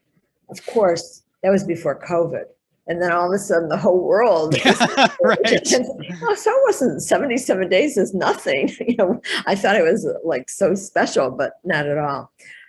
So after after doing this for 14 years, I then had 70 topics with anywhere from 75 pages, single space pages, to 450 Oh my pages. God. So then it was like, okay, what topics am I going to choose? What do I want to share? I immediately cut out and actually deleted, which I can hardly believe I did, topics like my When you say deleted, you mean deleted the files, or you just deleted from my computer the files. All that work. And I was just like, this is not going to ever see the light of day. Done. Wow. I know. That hurts just to hear about it. I know, it was not easy, but I still have the journals. I kept saying, if you need it, you can always go back to the journals. And then I worked on figuring out what topics, and that took a while. And then I had to go through the topics and decide what excerpts do I want to share. And that was a process. So that took me 5 years. And then it took a year of editing. And so I had 22 topics, 2 books, and I was going to do this as a collection. I was going to publish this as a collection, the 2 books together, and a journal to go with it. The journal went out the window. That was the first thing that went. But then when my publisher said to me, I really think that you should do this in 2 parts, because let each book stand on its own, and the second book will feed the first book and vice versa. So but I didn't initially know that until I got the publisher. So I was editing straight through 22 topics. I had the book divided, book 1 and book 2. But when I would edit like 750 pages or 850 pages. How did you sustain the motivation, which I'm sure waxed and waned? Yeah. How did you, in other words, like at some point it went from an idea in your journal in 1994. Even before that. Yeah. Even before when you committed to it in your journal, like, this is something I really want to do. Of course it had been brewing, no doubt, before that.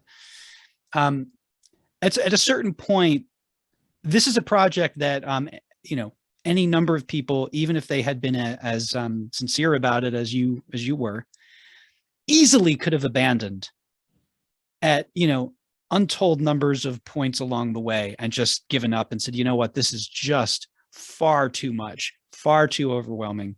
So how did you, what was your emotional process like of just being able to, keep it going and power through, not to mention that this is a very emotional process because you're revisiting your life. So it's not like you can, there's an archivist aspect to this.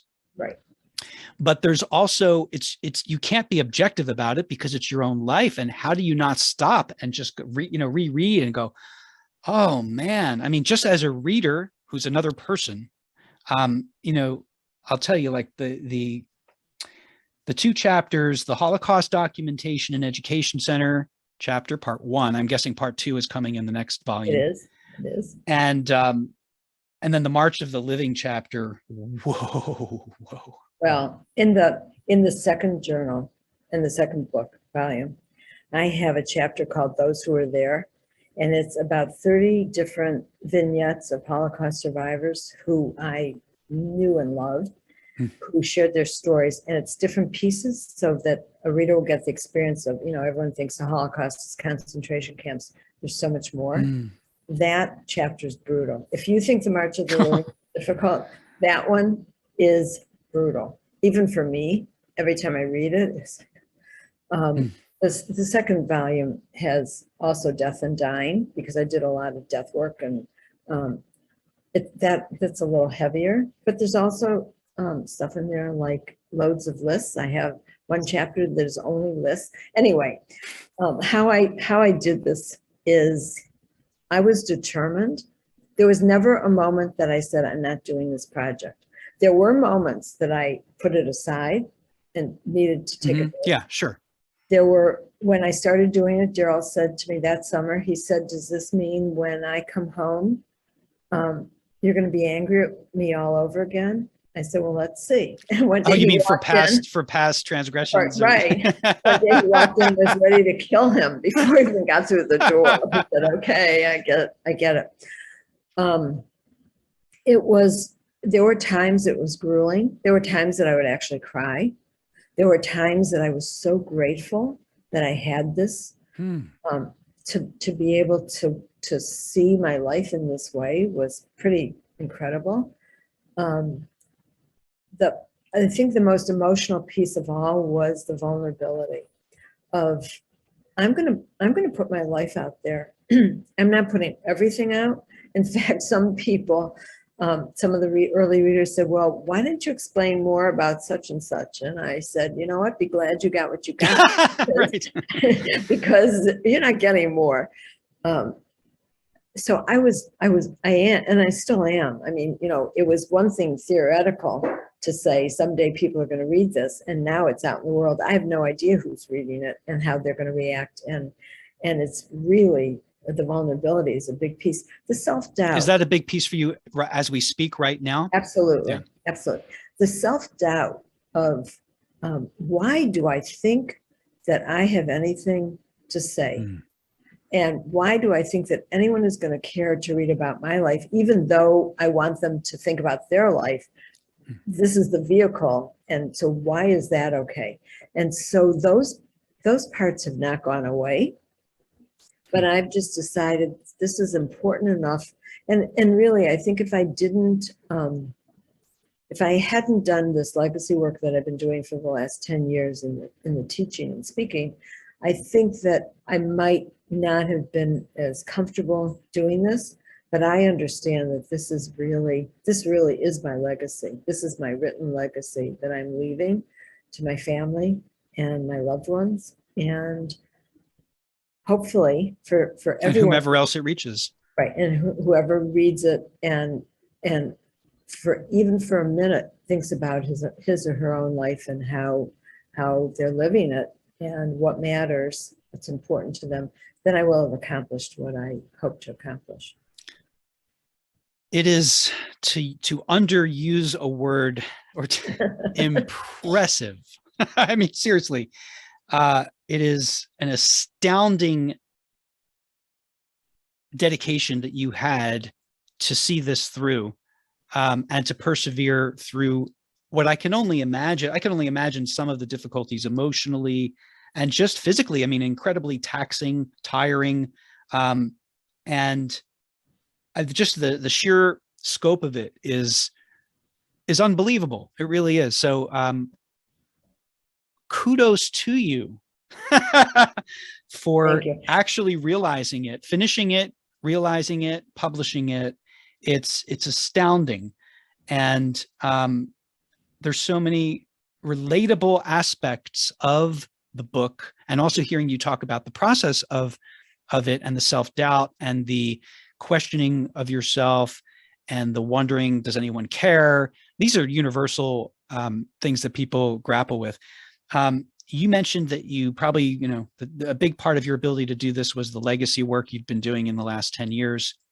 I heard you speak once before about the different categories of legacy, the different types of legacy, and I found that really, really intriguing. So I would like you, if you don't mind, to share that with us, and also to tell us how you pivoted into legacy work. Okay, so I'll start with how I pivoted into it. At one point, when I decided it was time to leave the Holocaust Center after 26 years, I said, it's time.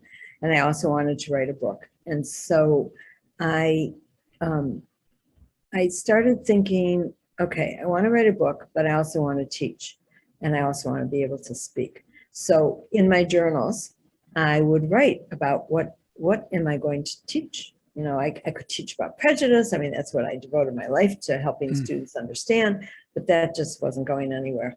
And one day, in June of 2011, in my journal, I started writing about legacy, because my job at the Holocaust Center was really to help the survivors pass along their legacy of remembrance.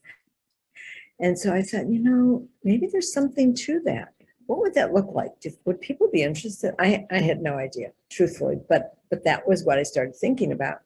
And then I started going online and looking for legacy stuff. And the more and more I thought about it, I thought, okay, this is something that I could really do. And so I, at that point, started thinking about teaching a class. And I thought, well, legacy is really two parts. It's really how we live our life, and it's also what we leave behind. So I entitled the course Living and Leaving Your Legacy, thinking that 4 weeks I would teach about living your life, helping people really look at the best way to live their life. And then 4 weeks on what kind of project can you do? Do you want to do an oral history? Do you want to do an ethical will? Do you want to do a scrapbook? What do you want to leave? Well, after I don't know how many classes, I said, no, this is really off. It's really at least 6 or 7 weeks of living your legacy, and it's 1 week of leaving your legacy, because the real key is how you live your life. And then whatever you leave behind is an addition, but it's to me not as important. I breathe a sigh of relief to hear that. I'll tell you why. And I think it's a great point. It's a great point, because first of all, none of us knows how long we have. Right. So our lives can be cut short at any moment. Right. We don't believe it. There's a part of us that understands this intellectually. There's always a part of us that just doesn't accept it, is in deep denial of that fact, no matter how much we say, yeah, I know, I get it. No, we don't get it. But also it's a bit of relief. And I think it's a really important thing to take in, that your living of your life is your legacy, and it's what counts, and the way in which so it's worth being thoughtful about it. It's really worth, again, we can't control how our actions are received in the world, but we can be deliberate about them, and we can do our best to align them with our most treasured values, which change over time.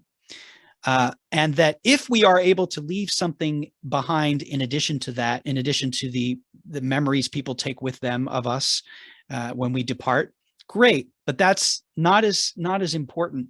Ultimately, what counts is how we've lived, and people remember how we've been in the world. So we don't have to do what you did. That's why I say relief. Exactly. Also, before you continue, I just wanted to, you mentioned ethical will in there. So could you explain what that is? Sure. And I will explain it, but I just want to say, one of the best things to do is to leave something in your handwriting, a letter in your handwriting, something in your handwriting, because there's something very emotional and an emotional attachment when you see a person's handwriting. So I always encourage people to have something in handwriting. So an ethical will is basically a spiritual document. It is, it involves life lessons, hopes and dreams, values and beliefs. And we write an ethical will it can be to children, it can be to friends, it can be to grandchildren, it can be to your loved ones in general. Most people write an ethical will and leave it to be read after they die. Some people, a few people, choose to share their ethical wills before. So one of the men in my class has 4 children. He was 75 at the time and said, I want to share my ethical will. And I said, okay, but good luck. Because kids, you think about, you're giving something, you're leaving something to them, and they're saying, is he dying? Does this mean that, he's giving this piece of who he is in this way, but it's scary for people, to the point that it's scary for some to even write it. And I can sure that as well. So basically I predicted what would happen, and what happened is one son said, thanks. Another one said, nothing. One daughter said, I'm glad you did this, Dad. And the other daughter had a conversation with him. And I warned him, I said, don't be disappointed at their reaction, as opposed to leaving an ethical will. So my cousin died. I had worked with her. She had pulmonary fibrosis. I had worked with her for a year doing all kinds of legacy projects. I had just begun my work. She lived in Cleveland. She's like a sister to me. And she said, try anything you want of me. So we did a series of projects. And one was writing her ethical will. So the day after she died, I gathered her entire family together, her kids, her I assume grandchildren. this was her wish. Yeah, to be read after. And sat in her living room on the floor in a big circle with her sister and nieces and my family. And I read her ethical will to them. It was one of the most profound experiences I've ever had, because here I am giving them her words, and then I made copies for each one of them to take. I've also done a lot, not a lot, but I've done a significant amount of this, writing ethical wills with people on their deathbeds. One asked me to read it at her funeral. She was not a friend of mine. I was really taken with that, and it was really emotional to be standing at her funeral and reading her ethical will to her. What a gift you're giving these people that you've sat with and recorded. You recorded for them, right? You prompted them and then recorded. Yeah, as they talked, I wrote or recorded, and then went back and wrote, and then shared it with them and said, "Is this what you want?" Whatever, put it in order. This should be a profession. This should be something that, like, there should be a person with this role. I mean, should. I do it. I mean, yeah. I do that. I first learned about it in 2004 at one of the high holiday services. Our rabbi presented writing ethical wills, and I went home immediately and started listing my life lessons. Every time I jogged every morning, I would come back with a list in my head and write them down. So in 2004, I wrote my ethical will. I've gone back countless times and updated it, because things change. Sure. I add new things to it. So it's really a document in flux. It can be. I have two legacy classes that have been going on, one for 7 years, one for 6 years. Crazy, but these women just keep coming. Oh, the same group, you mean? Yeah. Yeah, a group of two different groups. And but the same people have, like, one group for 6 years and one group for 7 years. And it's the biggest joke, because the joke is the ethical will, because only a few of them have written it. I have done every single lesson and everything I can possibly think of to get them to do it. And they say, okay, we're going to do it. One time I did an 8-week class on writing an ethical will. And the 8th week was going to be, we are all going to share our ethical wills. One of the women called and said, I'm not going to be there tomorrow. And I said, why? She said, because I didn't write my ethical will. No one did. I mean, it's a joke. We really do have a joke about it. One time I did during the pandemic, I did an exercise with them about control.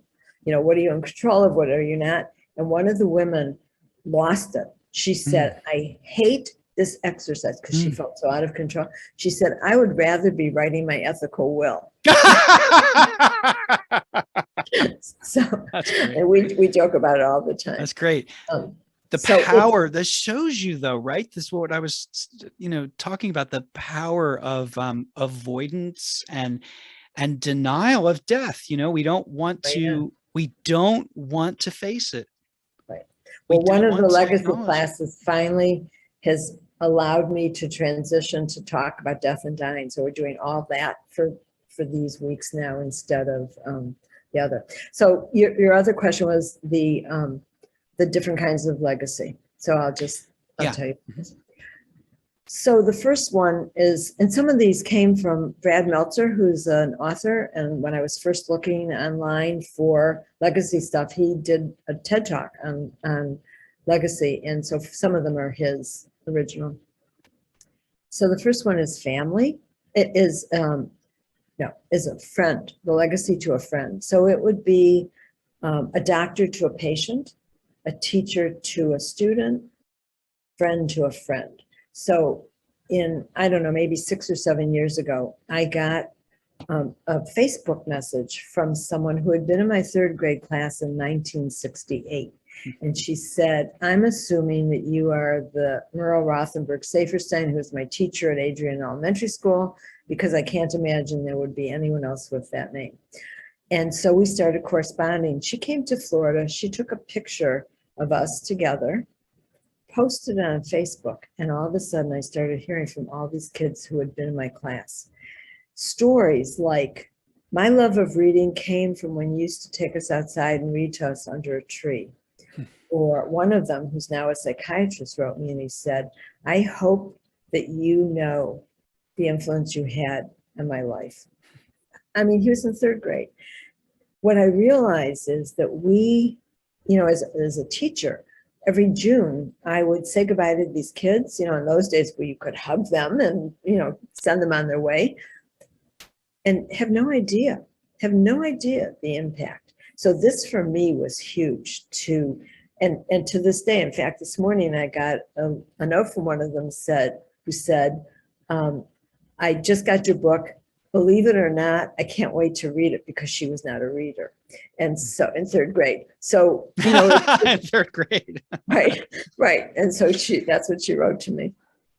So that's how many one. people get to, the thing is again, we all have these impacts. You can't not have an impact on people. We don't necessarily know what those impacts are. And I would imagine that more often than not, we don't. And how many people have the opportunity to hear from others, what they meant to them, and how, just get choked up. I know. Yeah. No. And one of the exercises I do in my class is I read this piece about a fighter pilot in Vietnam whose plane was shot down, and he became a POW. He was in a restaurant in Kansas. This is a true story. He was in a restaurant in Kansas City, and some man kept looking at him, and he kept looking at this man, had no idea who he was. The man came up to him. He said, "You're Captain Plum." And Captain Plum said, "How do you know that?" He said, you were a fighter pilot in Vietnam, your plane got shot down, you were a POW for 6 years." And Captain Plum said, "How do you know that?" And he said, "Because I packed your parachute that day." So in my classes, I do this exercise where I talk about I tell the story and then I say, who packed your parachute? And pair them up and have them talk about someone who packed their parachute, someone who had an impact. And then I switch and say, okay, now whose parachute have you packed?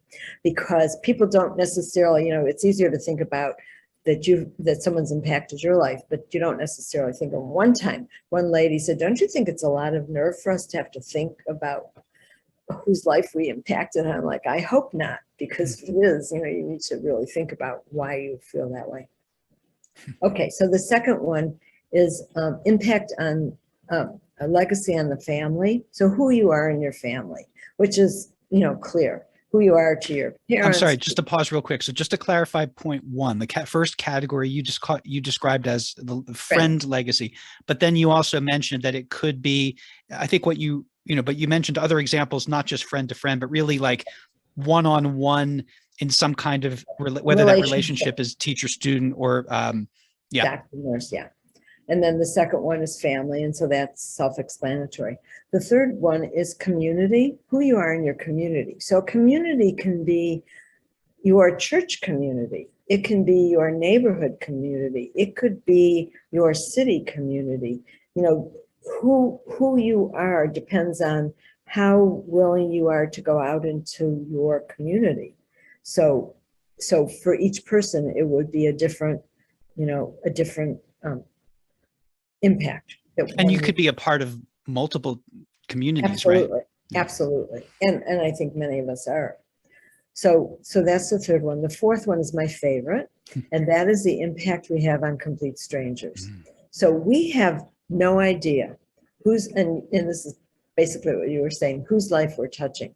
So in the morning when I go walking, I might see a person and say, "Good morning, how are you today?" That person might never have anyone to talk to. I don't know. I might give someone a compliment, and that might be the only compliment that person ever gets. We don't know. So I'm going to tell you two stories. The first is, and this one is my friend, Linda, who's no longer with us. Linda lived in Miami Beach half the year and North Carolina the other half the year. And she used to go to a small grocery store. And there was one cashier, and the cashier never looked up. And Linda said it was driving her crazy. So she said, I am going to make this cashier look at me. So when she handed her the money, she did not let go. And the woman started tugging at the money, but not looking up. And Linda wasn't letting go. And they had like a tug of war. And finally, the woman looked up, and Linda said, oh my God, you've got the most beautiful green eyes. At which point the woman broke into a huge smile. And Linda said, and look at your smile. You have deprived us of this every time we come into the store. Linda said, I never want to walk in here again when you're not looking up and smiling. Linda said, from that day on, this was like a different person. So just those very short sentences that she gave were a huge gift to the woman. And the woman totally changed her persona of who she was as a cashier in the store. And the ripple effect of that, right? So it changed the Exactly. cashier's life, but then in turn, by presenting herself in this new way to other people, her interactions changed with everyone she came across, and the ripple effect of that. Exactly. And all of this is the ripple effect. Mm-hmm. It's definitely. So then the next story is one of my friends, Jules, had ALS, and this was probably, I want to say 30 years ago. He lived in Washington, D.C. It was prior to hospice being what it is now. It was just, hospice was just starting. Jules had been an oncologist, and he actually had started a hospice organization, I think in Memphis, when he was in Memphis. Anyway, I went to visit him, and I walked into his house. It was in the middle of the afternoon, and there was a man sitting there who was a hospice volunteer. And I was astounded that here is this man who's visiting my friend just to visit him, just to keep him company. It just, I could hardly believe it. Fast forward. What year is that? I want to say 30 years ago. So fast forward 21 years ago, my niece and nephew lived here, and they had a little baby, and my husband and I were ecstatic because our kids did not live here. They became our everything. And then my nephew got a job and they moved away, and I was devastated. And so I knew enough to know that when you are really hurting, the best thing to do is do something for someone else. And so I decided I was going to volunteer, and looked in the paper and saw an announcement for a training for hospice volunteers. And I went to the training and I became a hospice volunteer. And I went for years and years and sat with patients and visited with them.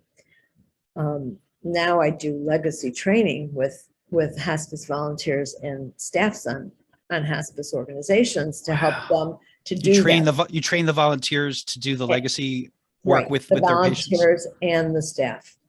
Wow. So it wasn't until I started teaching this legacy class and I came to this particular story of, the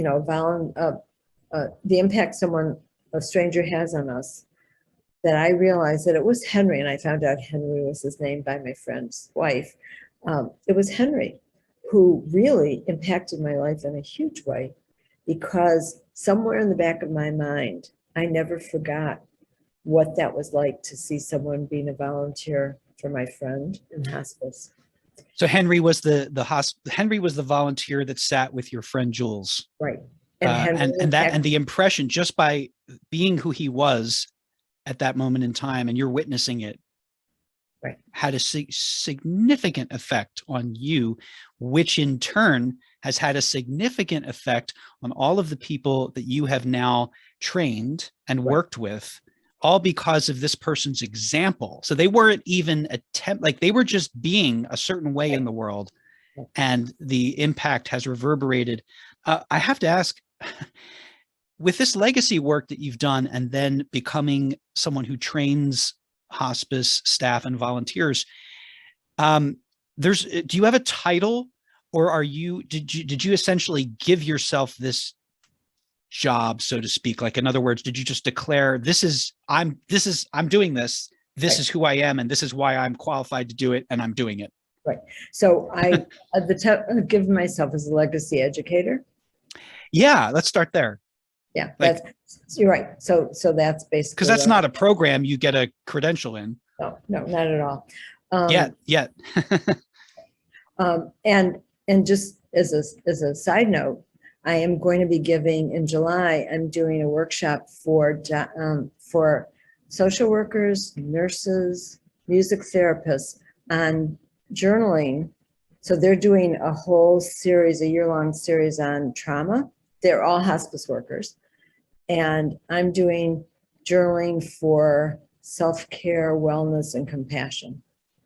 So I'm combining that piece of it with, just because that's journaling so important. So then there are a few other categories of Yes.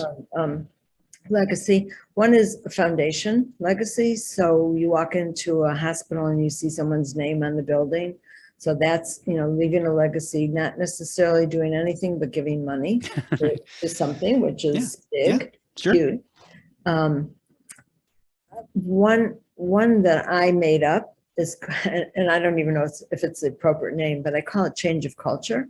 So I have two friends, one who's three of her four children have retinitis pigmentosa, and which is a blinding disease. Mm-hmm. And so actually three of them now I think are blind. And Betty created a foundation called Hope for Vision, and she raised money to gather experts all over the world who are working on retinitis pigmentosa together once a year to come to the table, to sit at the table, to share their research and their learnings so that hopefully one day her children will see again. So that's one. And then my dear friend Adele Sandberg, who years ago, when her kids were little, worried about when she would take them to concerts, about the noise. And so Adele always said, someday I'm going to do something with this. So when she retired, she formed an organization called Earpiece Foundation. And it is a foundation that helps educate people, especially children, on the dangers of noise-induced hearing loss. And so they are doing remarkable work. I'm on the board of her foundation, and we just had a contest with children to do an art contest on noise-induced hearing loss. And so they just, actually, I wasn't the one who awarded the prizes because I was working on my book launch, but they went to the schools and gave prizes to the kids. It was really very exciting. So that's another legacy. And then the last one. And what did you call that one again? That was change of culture. Change of culture. I see. So you're trying to impact the culture around you in a positive way. Yeah. Yeah. Got it. Okay. And then the last one's professional. Who we are professionally, what impact and what legacy we leave professionally with what we do in our lives, career-wise. Yeah, thank you for sharing those different categories, because when I first heard you speak of them, I was intrigued. There are some of these that we sort of know intuitively, but others that we don't necessarily give as much thought to. And I love your credo, which, again, say it in your words.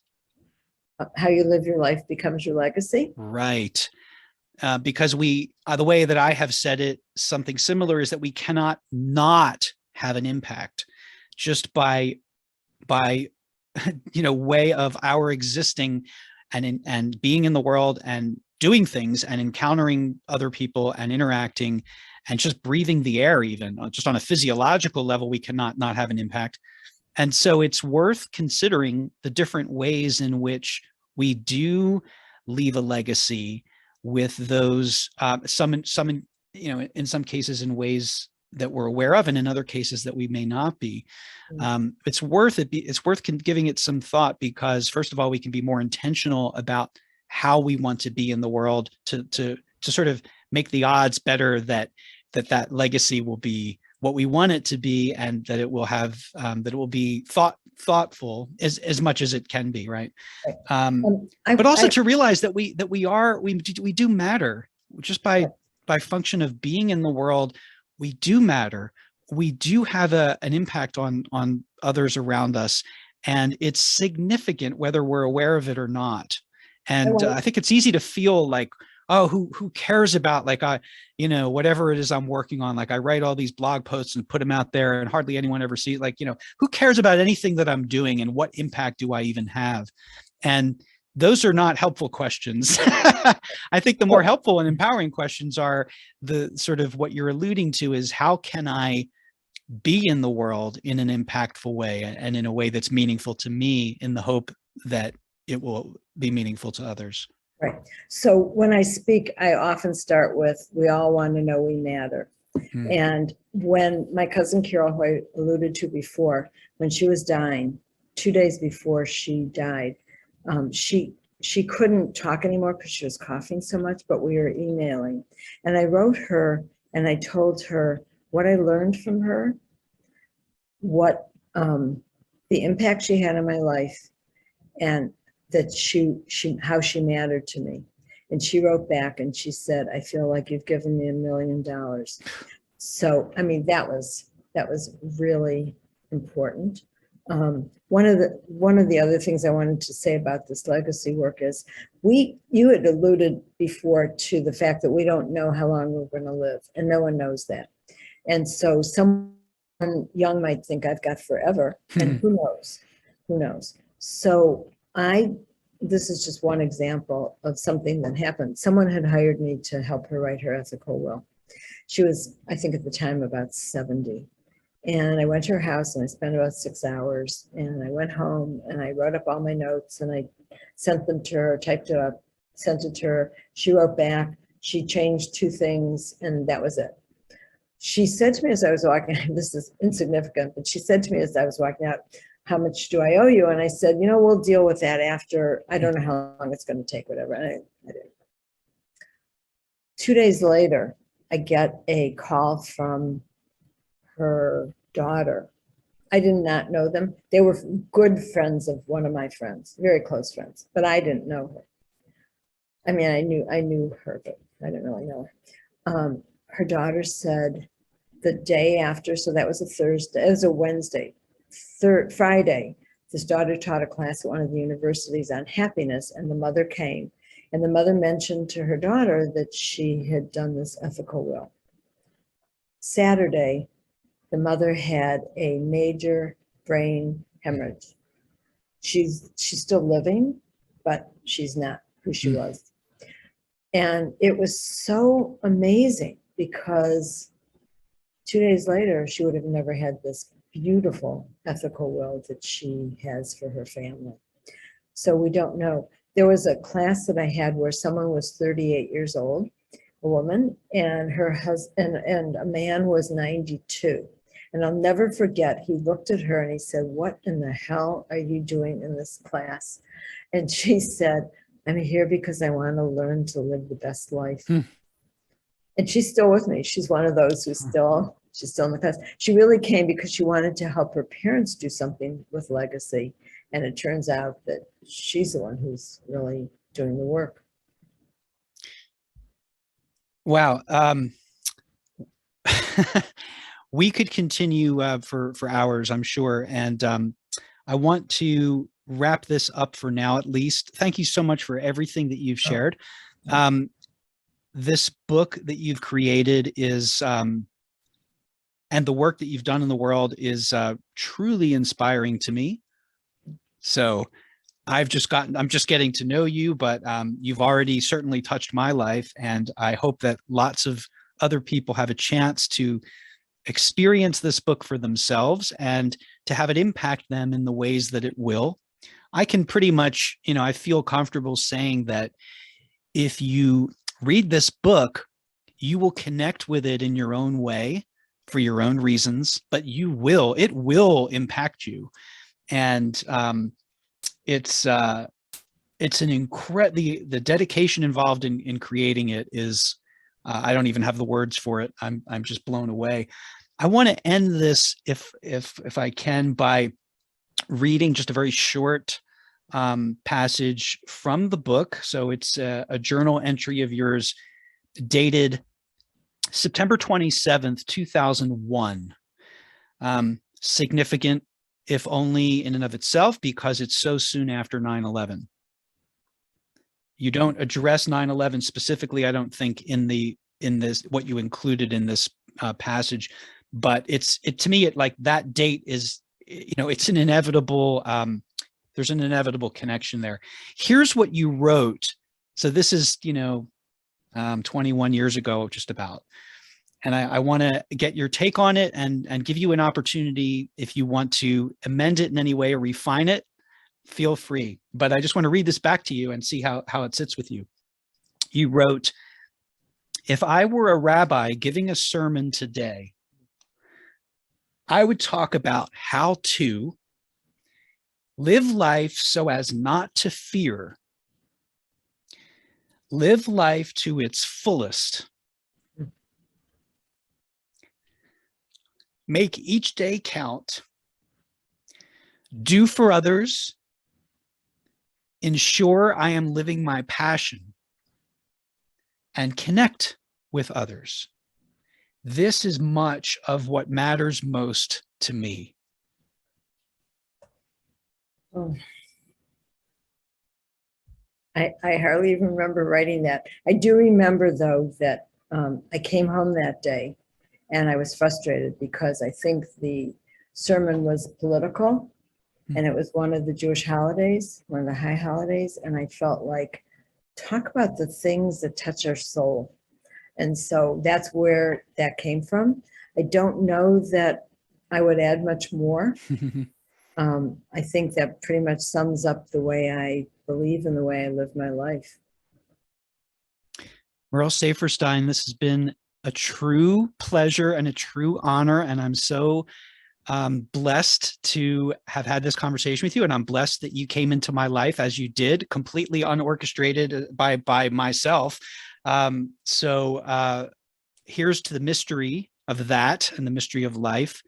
And here's to you. And I wish you all the greatest success with the book and with everything that you do from here on out. And is there anything else you would like to share? How people can reach you or reach the work that you do in the world? Do you want to share that? Yeah.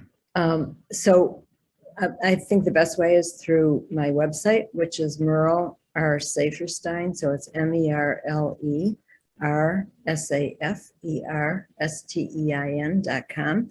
And anyone can reach me there.